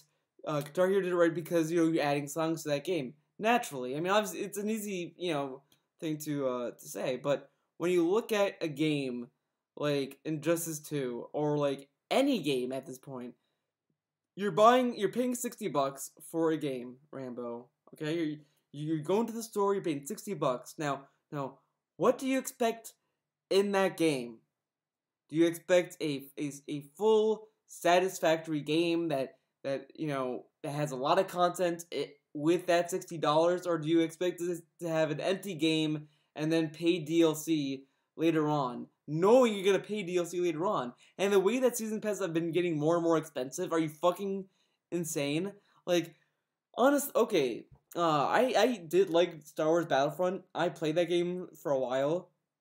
I stopped for a while because I played other games that were kind of better than it, but I got back to that game at some point, and when I got back to it, it was just so many things was for DLC, and the season pass was like $50. I sold that game after that. It was that pissed me off. When I buy a game, I should just be able to get all the content itself. So yeah, that's why gamers are upset, because they're paying $60 for a game and they're not getting the full experience, and then they're knowing that they're gonna spend another 50 sometimes, 40 or 50 for season passes to get the other content that they already announced, which pisses me off. I hate when a game isn't out yet and they already released the season pass for it. That really does piss me off, and that's kind of what pissed me off about Injustice 2, was that, and that's why I wasn't sure if I wanted to buy Injustice 2 day one, because Mortal Kombat X, I loved Mortal Kombat 9. I was like, oh cool, I'm gonna buy 10, it's gonna be great. And then there was 2 seasons of characters. I was like, I should have just waited for the XL edition to come out. Injustice 2 is probably gonna have an XL edition as well. I only bought it because I wanted to play the game really badly, and I do hate myself for doing that. It sucks, but it is what it is. I was just fortunate enough that I was able to get the deluxe edition for $60. It was dumb luck that I got that edition for that price. I don't know how I got that, but I got it. So yeah, people are upset because of those reasons. How do you not know this? How do you not know this, Dumbo? Skullgirls, a game. I love Skullgirls, okay? You guys know this. My fucking profile, my fucking picture is fucking a character from that game. They have supported the game for a long fucking time. They made DLC characters. They made the DLC characters free for everyone for like 3 months. That's more than enough time for everyone to fucking download it. They made Second Encore when they didn't have to. They made patches for it. They decided to make a physical edition of it. They did so much stuff for that game. They even made a mobile game for it, which they're saying that the mobile game does pretty well. They will take what they did from that, and then they'll apply some of the characters from that game to Second Encore, which is fucking amazing. But like when you buy it, when the game is not even out yet, and they're talking about season passes, it's like, so what am I buying?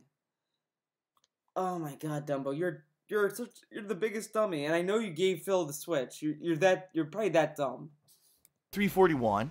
Last Rambo says, I have two questions. First of all, DLC. When a developer announces DLC before a game is released or during the first few weeks or months of release, people get angry, but why is that? Yeah, why would they be angry?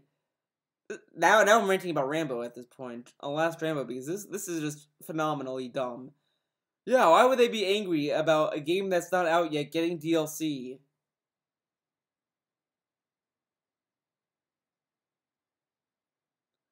Last Rambo, I don't think you have I don't think your brain is that critical.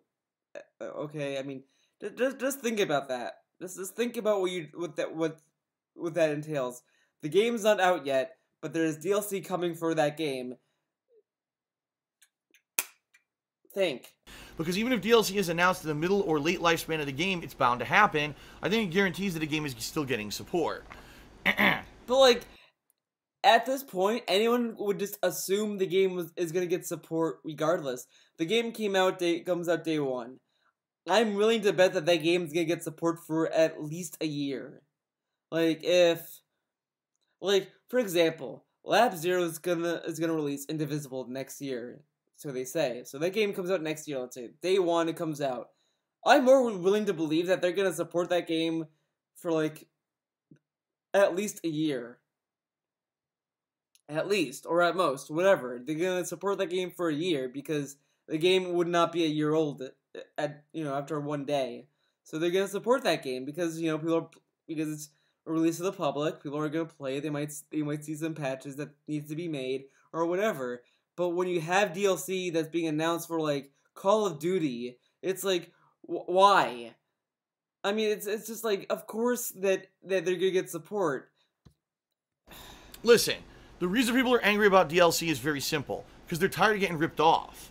When you buy a $60 game, you expect that game to be completed, to be functional, Jesus. And to be... Rambo, I'm convinced. This is another famous Theo theory time.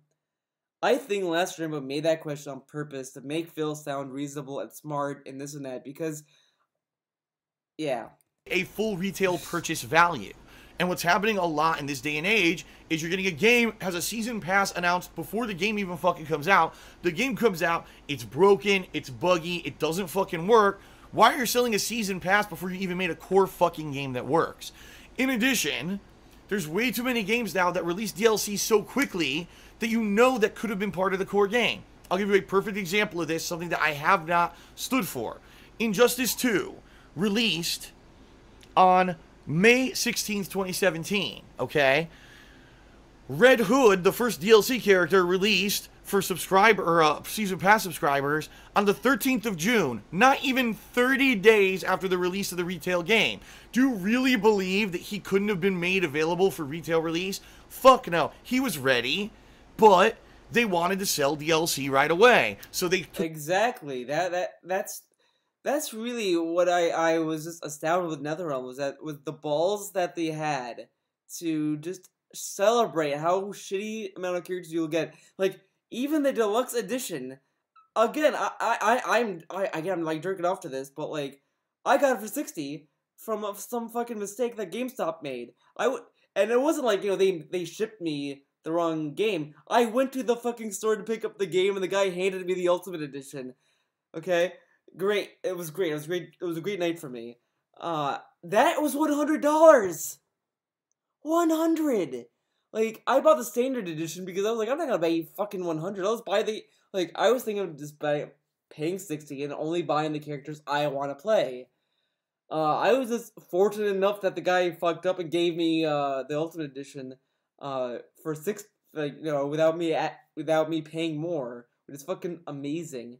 Took a character that could have been in the final game, they pulled him back and held him off, right? Yeah. And they sold him a month later. It's bullshit. It's not a good, valid practice. You need to make a core game that has enough value. Now, not to say Injustice 2 doesn't. It does. Injustice 2 has a ton of value, a ton of characters, but that's another character we all could have had that we were gypped, basically, because they wanted to make money right away that's racist. Outside of the $60 purchase. So. I mean, like, it's a two-edged sword, because with Street Fighter V, my biggest issue is that it takes them so long to announce a new character. Like I want to know what the new one is. Like I play Ed. Ed is cool, but I want to know the next character. And it's like Ed came out like in May, and we're in July. We should be able to see a new fucking character. And that's what I don't like. That's something that I will admit. I will give credit to NetherRealm for this, at least, is that they at least announce these characters at a prompt time. Like, you know, they go through them. Like as soon as Sub-Zero is released, maybe like 2 weeks later, they're gonna show off the next character. So on and so forth. I do like that. I do like that. That I don't like the timing. I think that's way too soon to like. As you said, I think Red Hood was too soon. That kind of shit, like, you know. That's the thing. Now, I agree that if, let's say, for example, I'll tell you a game that I think did it right. I know a lot of people. Oh, to me, I'm gonna say this as well. The game that did it right was also Metal Gear Rising. There was an interview with a guy from Platinum Games and they asked him, like, oh, so the DLC for Rising, was this always planned? They're like, no, it wasn't planned. We just decided to do the DLC because we had, you know, enough funds from the budget to just do them, and we decided to throw in, you know, these 2 DLC campaigns, and that was really cool. And then they made them free later on, obviously, but like that was a really cool addition to that game. So yeah, I think that kind of DLC where it's not planned but they announce it is cool. I like that. But like when they announced it before the game's released, fuck off. I don't even remember this. BioShock Infinite. BioShock Infinite released a full-fledged story-based campaign game that was amazing. It was robust. It was a great story. It had a cool ending. Everything was good. I loved BioShock Infinite. But they announced we're going to have DLC coming out at a later date. You could buy the season pass if you want. It's going to be a variety of stuff. First of all, it's going to have challenge maps. How is that different? Of the stuff in the original Infinite game, but then we're going to have 2 story-based chapters that tie the stories of the original BioShock to BioShock Infinite, and these will be, you know, totally outside the realm of what you played in the original game. And you know for a fact when you play them, those take place in Rapture. They're not even the location of BioShock Infinite. They're completely different stories, completely new content. Yes, 2 thumbs up for... But that could have also been in BioShock Infinite. Just because it's in a different map makes it, oh, well, then it's okay for it to be DLC, dude. What?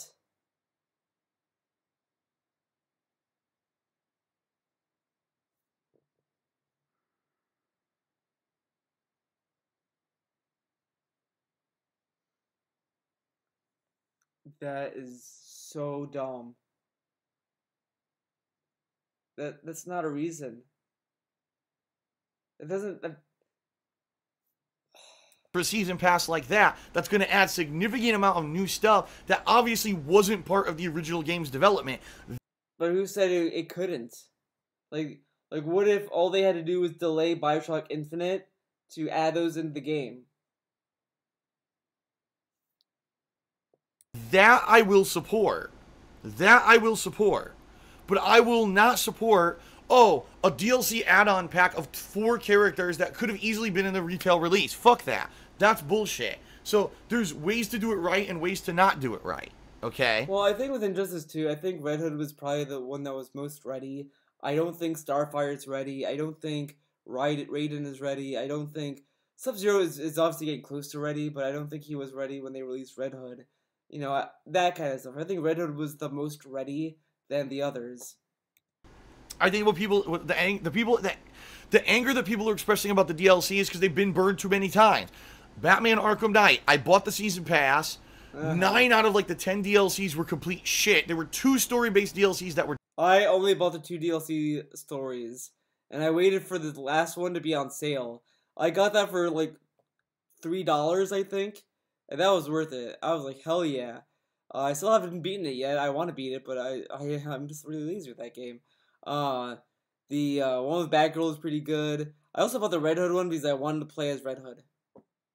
Were decent, but they were only like 2 hours long each, and the rest of the season pass was all garbage that I didn't care about. Yeah, Like that's the thing. Like I read what the season pass entailed. I read like Rocksteady did upload or post a huge like wall of text talking about the season pass for Arkham Knight before the game came out. And I was like, okay, I'll read this, see what's there, see if it's worth it. The price immediately turned me off, but I was like, okay, well maybe if the content's good, I'll justify it. I looked at all the DLC. I was like, I don't want to do the racing, so no, not gonna do that. Oh, I don't really care about this story, whatever. So I was like, I'll just buy the DLC that I want, and then I'll just not buy the others. And that's what I did. Rip. You know, I feel like I got ripped off. And that's what's happening with a lot of people. Now you just have to do a lot of research with games, which sucks because okay. You didn't have to your second question. Your comments have been quite harsh in regards to many superhero films and characters like Wonder Woman, Bane, Ultron. Wait, is this another question? Can a complete objective review of a movie?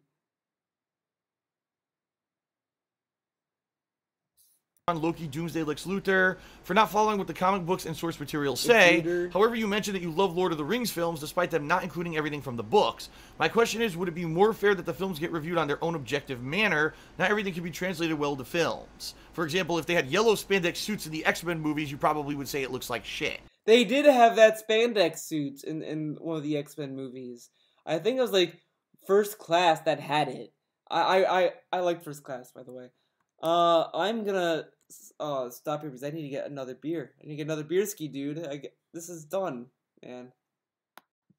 Alright, I'm back. I got my beer. I got my beer friend. So let's see that. So it is this question. So here it says, can a completely objective review of a movie ignoring source material be a valid and more fair than a subjective one? I think reviews are innately opinionated. They're not. There's no such thing as a factual review. I think that's something that DSP kind of lied about. I don't agree that there's a right or wrong way to review a movie, because there are people who did like the Marvel movies. Like that was something that people did like. They did like the Marvel movies. They did like the no, oh my god. There are people who did like the Batman vs Superman movies and so on. I think reviews are just innately opinionated. I think ignoring the source material is fine. Like to me, when I look at a comic book movie, I kind of look at it. I kind of look at it both ways. Like I said, like, well, as a fan of like, let's say the Batman trilogy with Christopher Nolan, I say that I would look at it as a fan of Batman. I was like, okay, you know, it's a good movie. I think Batman fans would like it because it kind of does the character right. It has a good setting. You know, Christian Bale. You know, not a lot of people liked him. I thought he did a fine job as Batman. I thought that he did a better Bruce Wayne. But I think his Batman was good. I can understand with the voice, but I liked it regardless.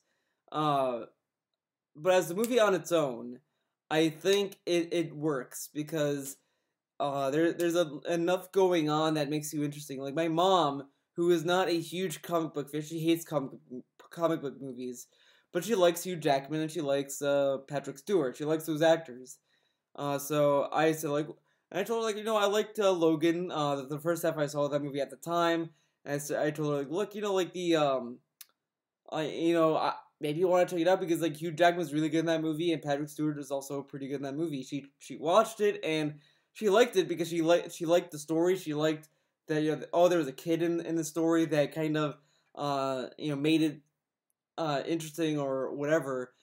And I think that's what matters, is that it's not really necessarily like the source material stuff. I think is for like, you can make slight references to it for fans, like, you know, make slight little references to it, to stuff that fans would know, but you don't need to alienate everyone to make that, you know. Let's continue. Yes and no. Movies can be reviewed objectively, but if you completely ignore the source material, you're actually doing a disservice to those who are fans of that and want to know, is the movie good for fans? You know what I mean? Like, let's say for... But like there's a mix with that too, because some people might say like, well, for fans it's probably good. Like his Super Mario Maker review. His review of that game was like, okay, well, if I was a fan of Mario, I would give it a 10 out of 10. But for people who are not fans, he gave that game 2 review scores. For example, I just reviewed Street Fighter V completely objectively as a game on its own and never referenced the previous Street Fighter game. That's not fair because there's tons of people who played the previous Street Fighter games and want to know, is this game better or worse than the previous ones, and should they spend their money on it? It's the same thing here. Yeah, you have to reference the source material. But that's different though. Street Fighter V is not an adaptation of Street Fighter 4 or something. It's the next game in its installment. So obviously you are going to compare Street Fighter V to Street Fighter 4 and so on. Like, you're going to compare that naturally, because Street Fighter 4 was the latest Street Fighter game before Street Fighter 5, unless you count Street Fighter Cross Tekken, but, you know, that game sucked anyway. But when it comes to, like, comic book movies, you can't really look at the comics and kind of judge it by that, because they're done by 2 different people. The comics are kind of are its own thing, and the movies are not trying to continue the comics. They're trying to tell their own story based off of the characters of the comics, and they, you know, tell a story that's based around that. Material when you're reviewing stuff like that, if you have knowledge of it, because if you don't, you'll completely miss out. I'll give you a perfect example. An absolutely perfect example of why you always need to reference the source material, and you can't just be completely objective. Duke Nukem Forever. Oh, this is a game that was in development hell for the greater part of over a decade, alright? And when it released, yes, the game was inferior to modern games. The game certainly was not a full-fledged game that you would expect when it, you know, for playing in 2012 when it released. But was it a non-functioning, terrible piece of garbage? No. The game just that's debatable. Some people, I've heard people say that it's not that functional. But that game, it's just, even from fans, there's not been a single Duke Nukem fan that said, oh yeah, Duke Nukem Forever really nailed it. Like, they might say that they might have enjoyed it for it being released, and they enjoyed, you know, revisiting that series, but if you ask them, would you take Duke Nukem Forever over the last Duke Nukem, they're gonna say, fuck that. They're gonna keep the originals. That's why, like, when they did, like, the 3D re-release or whatever that they did, people were, like, going nuts over it, while Duke Nukem Forever, people just kind of didn't give a shit. And look at where Duke Nukem is now.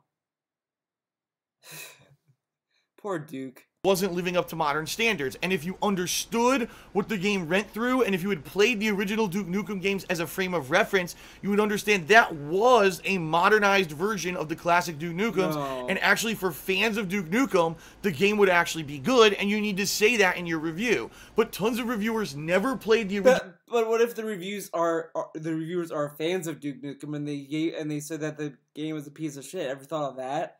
Yeah, I know, Phil, crazy. That reviewers might be fans of games, and they may not, say, I'm a fan, because they want to make sure that, their review sounds credible. Like, if I see a review that says, I'm a huge fan of Metal Gear Solid 5, and Metal Gear Solid 5 is the 10 out of 10, yeah, red flags are gonna start to show up in my mind. Original Duke Nukems in the 90s and just came out and said, this game sucks ass, 2 out of 10, 0 out of 10, and panned the fuck out of the game. That's incredibly... Because if it doesn't work as a game on its own, then it sucks. Because ultimately, like, you want to sell a game to everyone. You want to sell a game. You want to, like, when you talk about a game, you want to say, like, I played Persona 3. I played Persona 5. I am not a huge JRPG person, but I played those games, and I could tell you, Persona 3 still holds up because it aged very well, except for when you're trying to go through, like, the school stuff. That stuff kind of sucks, and I almost hated that part, but when I went to the dungeon crawling, it was the best part of the game. I loved it. I loved the stamina system. I love how, you can feel tired in a dungeon, and this and that. Like, it's very unique, and it holds up in that regard. I don't need to be a Persona fan, like, oh, this and that. Because I know Persona fans that also hate Persona 3. Irresponsible to do. Whatever. So if I were to review Suicide Squad and say, well, based on its own merits, and not counting that I know any of these... Okay, no, I'm sorry. Suicide Squad sucks regardless. It sucks as a movie on its own, and it sucks as a comic book movie. It sucks in every direction that you can spin it. And I know I'm gonna get flack for saying this, but I would much rather watch the Ghostbusters reboot, which is also a piece of shit. Don't get me wrong, that movie sucks. But I would much rather watch that than Suicide Squad. Suicide Squad gave me a fucking headache. I hated Suicide Squad. Like, Ghostbusters reboot isn't much better, but I could at least sit there and, like, at least I at least remember more than half the cast. Suicide Squad, I remember, like, 2 people in that movie. Characters or their background stories. I know that there's better Jokers, but I'm not going to reference that. I give this movie a 9 out of 10. But that's kind of stupid to compare Jared Leto's Joker to other Jokers. I didn't like Jared Leto's Joker on his own merits because I don't really like that actor, to be honest, and I don't think that his design was that good either, and I don't like how he talked in that movie. I just didn't like him at all in that movie. I don't have to know Mark Hamill's Joker or Heath Ledger's Joker or Jack Nicholson's Joker to know that I don't like Jared Leto. Like, that's fucking dumb. Like, when you review a movie, it is important that you should review it as a movie itself. Like, can it stand on its own? Because if you're just gonna say, like, well, the movie on its own is terrible, it doesn't really work, or whatever. But as a comic book movie, let me tell you, it's a good movie. Like no. That's not a valid review. A review has to be both objective and subjective. It has to address both things in order to be a valid review, and that's always been my review style over the years. Your review style sucks, though. So that's the point here. Is when you have a review, you do objectively, you review things, but you also have a subjective take, and you combine the two in a balanced manner to make a good review. Sadly, I find, at least, especially in the gaming media, not a lot of gaming journalists are good at it. They're not. They either go all one way or all the other, and they fuck up the reviews, and they're not, they're not good representations of what you'll get by playing that game. Now, for me, when I'm talking about these movies, of course I'm going to bring in my subjective takes at these characters. I'm longtime fans of Marvel and DC, so when I see Gal Gadot playing Wonder Woman, this skinny... Okay, see. I like Wonder Woman. Wonder Woman's a great character. I like that character. I liked her in the Justice League animated series, Justice League Unlimited, and I liked her in Injustice. She's a great character, great character. Gal Gadot, what I saw in trailers, I don't think she was that bad. I do kind of agree that she could be a little bit more muscular. Maybe she should just go to the gym, to get ready for Justice League, but she's fine regardless. Because even the animated series Wonder Woman was kind of skinny as well, but it is what it is. I just love that she had a good accent and she had a good look to the character. I mean, yeah, she could be a little more thicker, but like her arms are like the width of my wrist. Okay. That's fucking Wonder Woman. Did you ever read a Wonder Woman comic book? Did you ever watch a Wonder Woman? Okay, let's go to a Wonder Woman comic. Wonder Woman comic. Dun, dun, dun, dun. Oh, look, thin arms. Wow. Thin arms. Uh-oh, Phil. Thin arms. Well, that has muscular tone, so never mind. Uh-oh, thin arms. Uh-oh.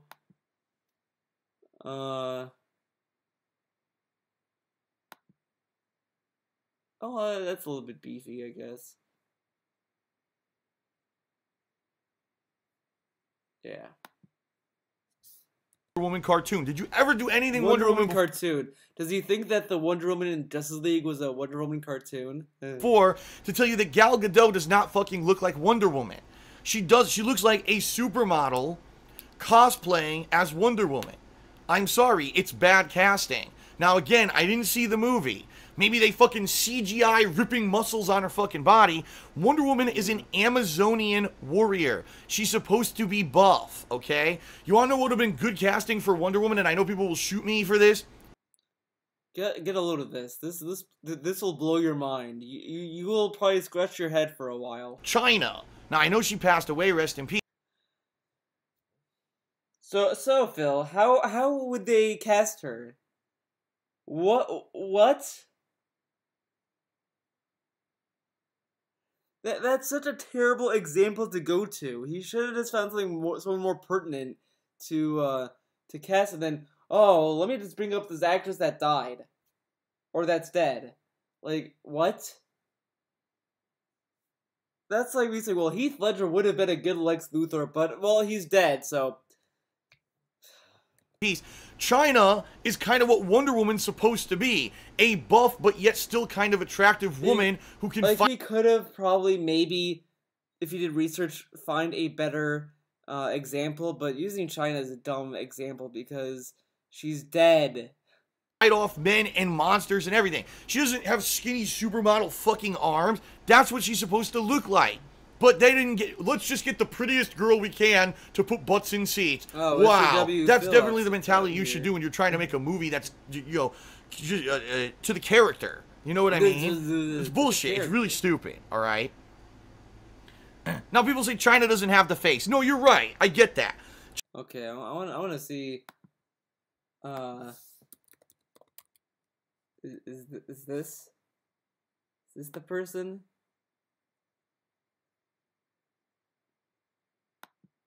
Well, I don't think it's her. Is her? She has like pale arms. She doesn't have any muscle. I don't know, maybe I'm looking at the wrong person. I don't fucking know. I'm lost on this one.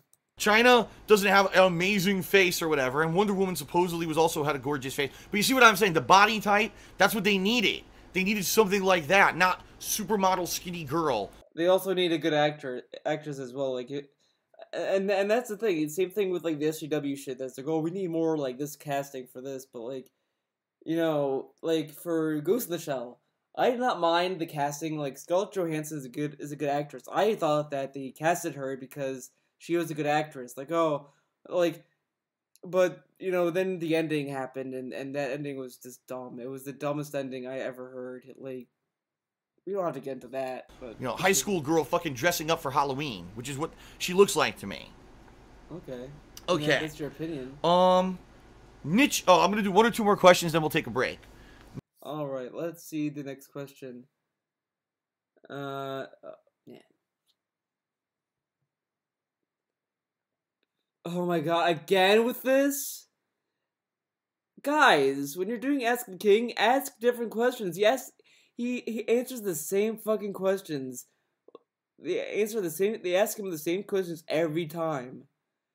Thoughts about the YouTube ad apocalypse? Do those who only make videos on YouTube for money deserve to have to leave?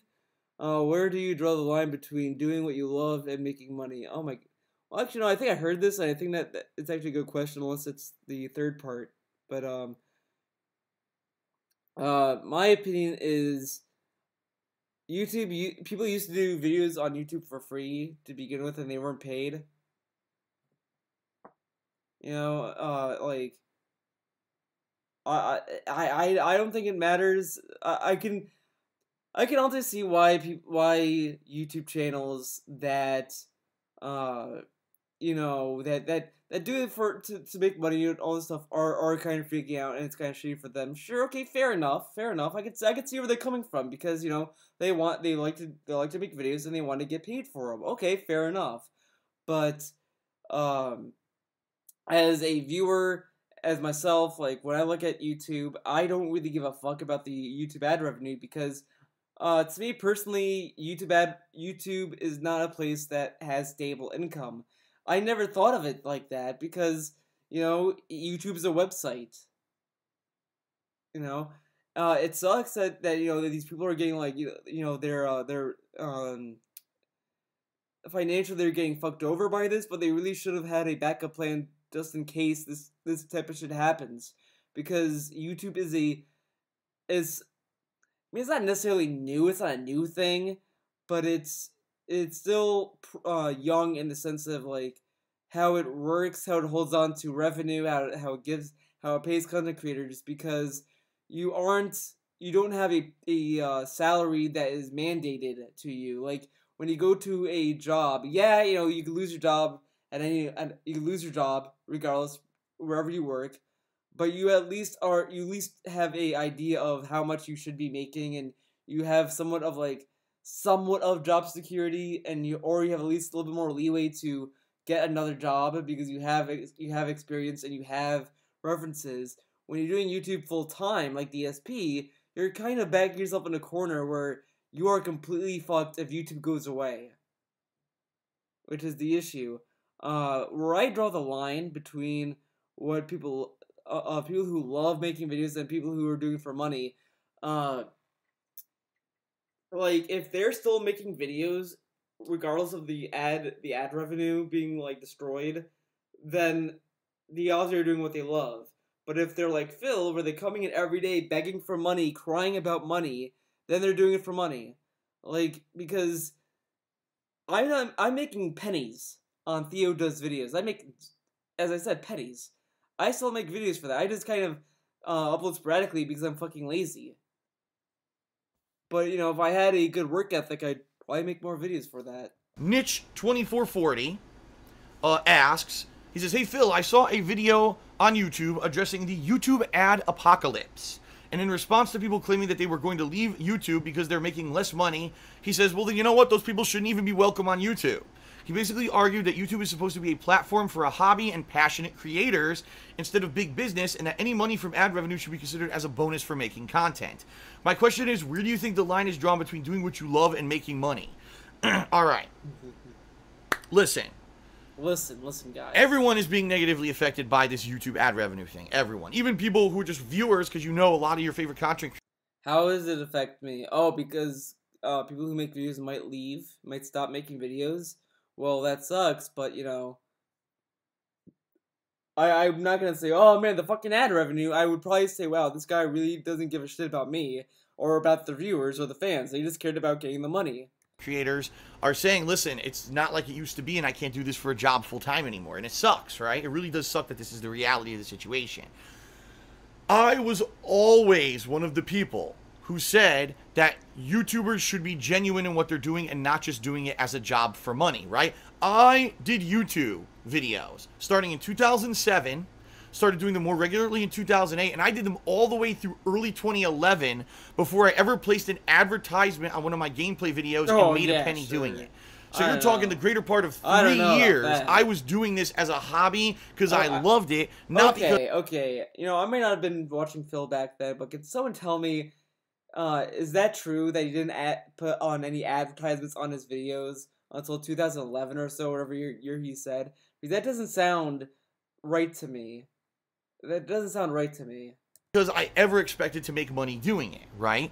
And there were tons of people over the years, tons, who jumped on the YouTube bandwagon of I can make money doing it just because they saw the green. And I'm sorry, I gotta call it out, and people will give me shit. People like Toby Turner and iJustine, who were known for just being vloggers, for being... But remember, when you bring up stuff from his past, that's irrelevant. You can't do it. But let him talk about iJustine and Toby Turner. Silly, you know, they're attractive people, so they got popular on YouTube because people wanted to see attractive people do vlogging and jokes and stuff. Oh, wait a minute, gaming now is profitable? All of a sudden, I'm going to open a gaming channel and start playing games and monetizing my gameplay videos, even though they're not good at games. They never even talked about video games before in any... So, them opening a Let's Play channel is shitty. But what if they were genuinely wanting to get into video games and they decided to make a Let's Play channel anyway, and to get paid doing it so that they could get into video games and all that, like, you know, and obviously, like, just because they're not good at games, who fucking cares? Like, yeah, people like talk about like how DSP sucks at games and all that stuff, but like that it is what it is. I mean, I suck at games all the time. I'm not a fucking MLG over here. I'm not like, oh man, let me tell you the exact hitboxes of Skullgirls. Like, no. any of their fucking videos.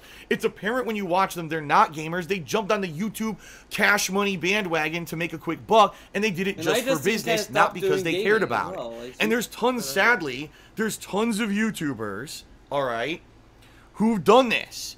And they come in, oh, my focus on YouTube is to make money, so I'm going to come in with all this fucking capital to invest on a YouTube business, and I'm going to hire professional grade, you know, videographers to edit and film, and I'm going to have a movie studio where I'm going to have all this stuff where we can film, and we're going to have vlog segments, and we're going to have commentary segments, but we're going to have professional level gameplay videos, and they come in and they create a whole business around what they want to do on YouTube, okay? Is there any love and attention in there? I don't know. You know, I guess it would actually be individual to the group or the person. Maybe some of them literally did start on YouTube small and blew up and became these more professional things, right? And now maybe they're really screwed over because they're taking a giant financial hit because they did invest so much money or whatever to become professional, and now their income's 60% lower than what it used to be. That would be a bad situation. Take a sip. But I certainly, all right, would not support someone who came into YouTube only for business, right? And, oh no, ad revenue went down. Oh darn, I feel so bad for you. You want to know someone who I don't feel bad for? Those fucking brothers, I forget their names. It was the big controversy last year, who made those fucking shitty-ass React videos.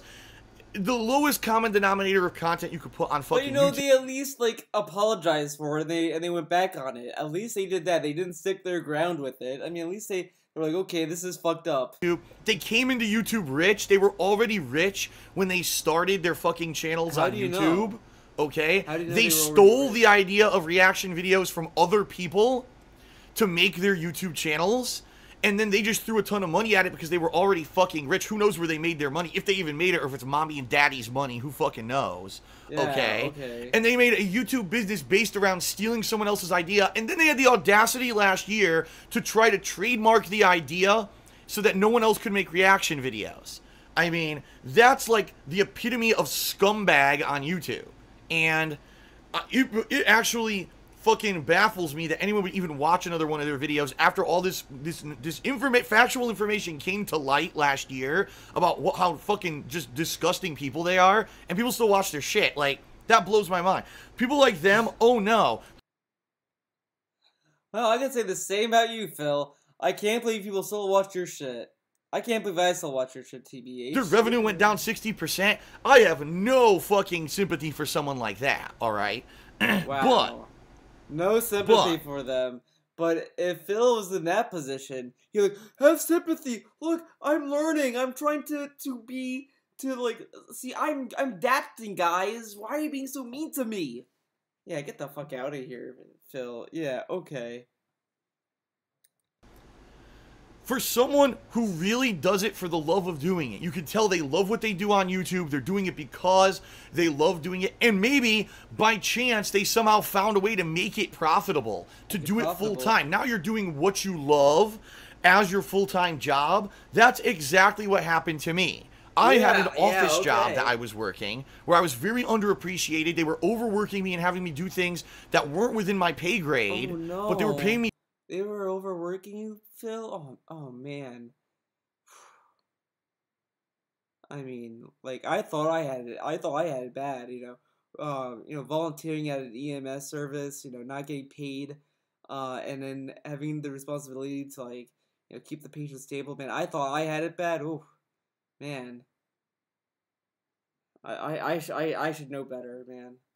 Me pittance to do this fucking work, and then they laid me off, okay? I was doing YouTube for 3 years as a hobby, and just by chance, it so happened that when I got laid off, you could start monetizing gameplay videos on YouTube at the time, and I just happened to have a contact who led me towards Machinima, who partnered me, and it all worked out. So here's someone, I was passionate about games beforehand for 3 years. I started doing it as a job, and I was able to do what I loved while make money. That's like the ideal situation. People like that, I feel really bad for. If now, all of a sudden, now they can't do it anymore because maybe they were, you know, they weren't super filthy rich. They weren't making tons of money doing it. And then all of a sudden now their ad revenue goes, boo! And you know what I mean? Now I got to go back to doing a 9-to-5 job. There was a girl who does YouTube videos, and someone just linked me to her video randomly. This was when YouTube ad revenue started plummeting. And this girl, apparently, she was in, like, either architecture or engineering. And she says, literally, I did that job as just busy work. I didn't really like it. I had no passion for it. I was good at it, but I used it to pay the bills. But then when I started doing YouTube, I started making money doing YouTube, and I turned this into my job, and I love doing this. And now I can't do this for my job anymore, guys, so I'm going to have to stop making YouTube videos, or I'm going to have to make less YouTube videos because I have to go find a job in that field again. Those people I feel bad for because they did nothing fucking wrong, right? What did we do? We just kept putting out content that people watched and liked, and fucking, it was YouTube that fucked up and screwed those people over. As I said, it does suck for people who were getting paid by YouTube to like, you know, all this stuff, getting paid for their videos and all that shit. Yeah, that sucks. But again, like, I feel bad for that. I do feel bad for them. I do kind of feel bad for Phil some of the time. But the thing is that it's a fucking website. A fucking website. Like, what if, like, you know, YouTube goes away? What if, like, you know, Google had a major malfunction with the YouTube servers and they are all fried? What are you gonna do? Like, I mean, it's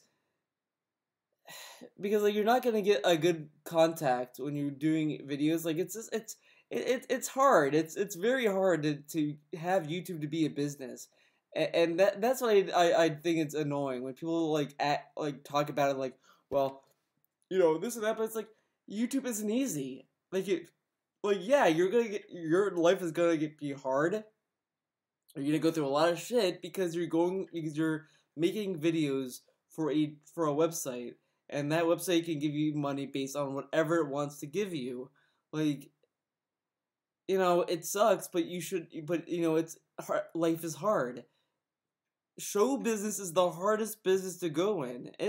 That's like me going into art full time and then being upset and saying, like, you know, it's bullshit that not that everyone's not coming for me for commissions. Like that, you know, like, yeah, of course it's, you know, a little, I might be a little, like, stressed or feeling down that, you know, not a lot of people are coming for me for commissions, but, you know, that's to be expected. Life is hard. I'm not gonna sit there and be like, you guys, you better fucking get a commission. Fucking email me, tell me, Theo, I want you to draw this, and I'll give you money, dude. Like, no. But life is hard. You're not gonna get jobs every day when you're in this kind of work where you can lose your job the next day. I don't even remember what she looked like. Someone in the street said, was she cute? I don't even remember what she looked like. I have no clue. Is she nice?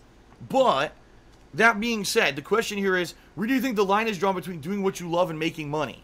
In the ideal world, there is none. In the ideal world, you could do what you love and still make money doing it. Although I realize that you are incredibly, incredibly lucky if you're able to do that. I'm still doing it, but I'm barely making it, guys. Like, I am at the point now where I'm barely making it. By the way, he bought a new fight stick or fight pad for the Switch, guys. So, you know, you really need a bot to pay his bills, guys. He's having a hard time paying his bills, but he bought a new fight pad, whatever. But he's paying, but needs to pay those bills. You know, if things don't keep going positively like they are right now, if I have another big negative thing happen to me, I'm going to end up having to sell my house, which I don't want to do. I'm going to have to sell my house. I'm going to have to try to find a way to move into a much smaller place around here in Washington State. Which you should do. And I'm probably going to be screwed financially for the rest of my life. I'm probably going to not be able to do this full time. I might have to split my time between this and then 1 or 2 other jobs, which I know is going to suck horribly. And I want to keep doing this for a living. But I need it to stay how it is right now and get better. It has to stay at least where it is and slowly get better over time. I like how he made this question about himself now. Like, he was saying, like, how it affects other YouTubers and stuff, which was fine. And then he's like, okay, now let's talk about me. Or else, I'm not, and I'm one of these people who's been massively negatively affected by the stuff going on. And I love this. Again, I love covering the new releases. I love all this. I would not do this if I didn't love it. I would stop right now. Okay, I would have stopped years ago with all the negative shit that I've gotten over the years. Just think about it. All the slander against me, the hatred against me, these fucking obsessed kids, right? And I Obsessed. call them kids because they are. When you have the mentality that Again, he made this about himself. Wow. it's okay to do the things that they've done to me, you're a kid. Because no mature adult would think like that. Even if they might have the bodies of adults, they're still children in their fucking heads. Okay, I'm a kid. Alright, Phil. So, you know what I mean? why do I keep getting detractors, man? Maybe it's because I'm calling everyone kids that says mean things about me. Oh, okay. There's so many negatives that have happened. There's no way that I would keep doing this if I didn't love it. Some people don't believe that, but I think they're just stupid because they can't believe that someone They're just stupid. Yeah, great rebuttal there, buddy. like me could persevere through all the negativity that's happened to me and I would keep plugging at it. No, I do this because No. I that's the one thing I do kind of admire of Phil's, that he does have determination. It's just that he takes that determination and throws it to his fans to give him money. That's where it all goes. It's like, it's like it's so weird. He's so like that's kind of why I do these videos, is because he's kind of fascinating by how he views his life. It's just very weird. I love it. I want to keep doing this. I don't ever want to stop. I want, like I said, even long term, if I spread my efforts between a business and this, I still want to do this to some extent. I love it. But we got to see what happens. I'm hoping things stay positive and things can get better here, especially in particular on Twitch. There is growth happening, and if I can keep it growing and keep it going, then maybe things will turn out all right. We'll see. Okay. Okay. A couple shout outs and then we'll take a break. Shout out to Rights or Ridzamak or Rightzamack, apologies, I don't know how to pronounce your name, who subscribed to the channel for the 3rd month in a row. And he says Wonder Woman is 10 out of 10 because Gal Gadot is 10 out of 10. But you see what my point I was making? So Gal Gadot's hot, so the movie's good. Yeah, that's why people liked it. It has nothing to do with the story, the fight scenes, or anything. No, it's because of that, right? It's not the point of the movie. See what I mean? You know what I mean? Shout out to Timic83 who did a 50-bit cheer. He says, fighting game character DLC is extra scummy because tournament organizers need to buy the DLC on every PS4 they own. A complete joke, especially for Street Fighter V and the upcoming Marvel Infinite DLC, which already announced at the end of the fucking demo. Right, Marvel Infinite doesn't come out until September, but there's DLC characters for it already. But guess what, Phil? Your favorite game, Injustice 2, did that. Go fuck yourself, Capcom. It's obvious. It's only Capcom, right? No, it's fucking everyone. And at least with Street Fighter V, say what you will about Street Fighter V, at least you could get the characters for free. Well, free. By just grinding for fight money. At least you could do that. I bought like 2 characters with real money. And then the rest I bought with fight money. So, yeah. Obvious you're full of shit. Okay, obviously those characters could be in it. Here we go. So from 13, 15, 18, 20, I don't know what that reference is. They did a $2 tip and said, Phil, if you're short on money, you should rent out your house to a porno company. I heard they pay good money for it. But do they pay for the cleaning afterward is the question. Okay, that's kind of I'm streaming here one day and I said, what's that? Oh! Oh, now we killed Okay, and shout out to King of Hypocrisy who did a 10-bit cheer and says, what is your favorite Fleetwood Mac song? Well, like that's what I mean. He says something funny, and it's like, oh wow, it's funny. Then he goes on, and then the joke dies.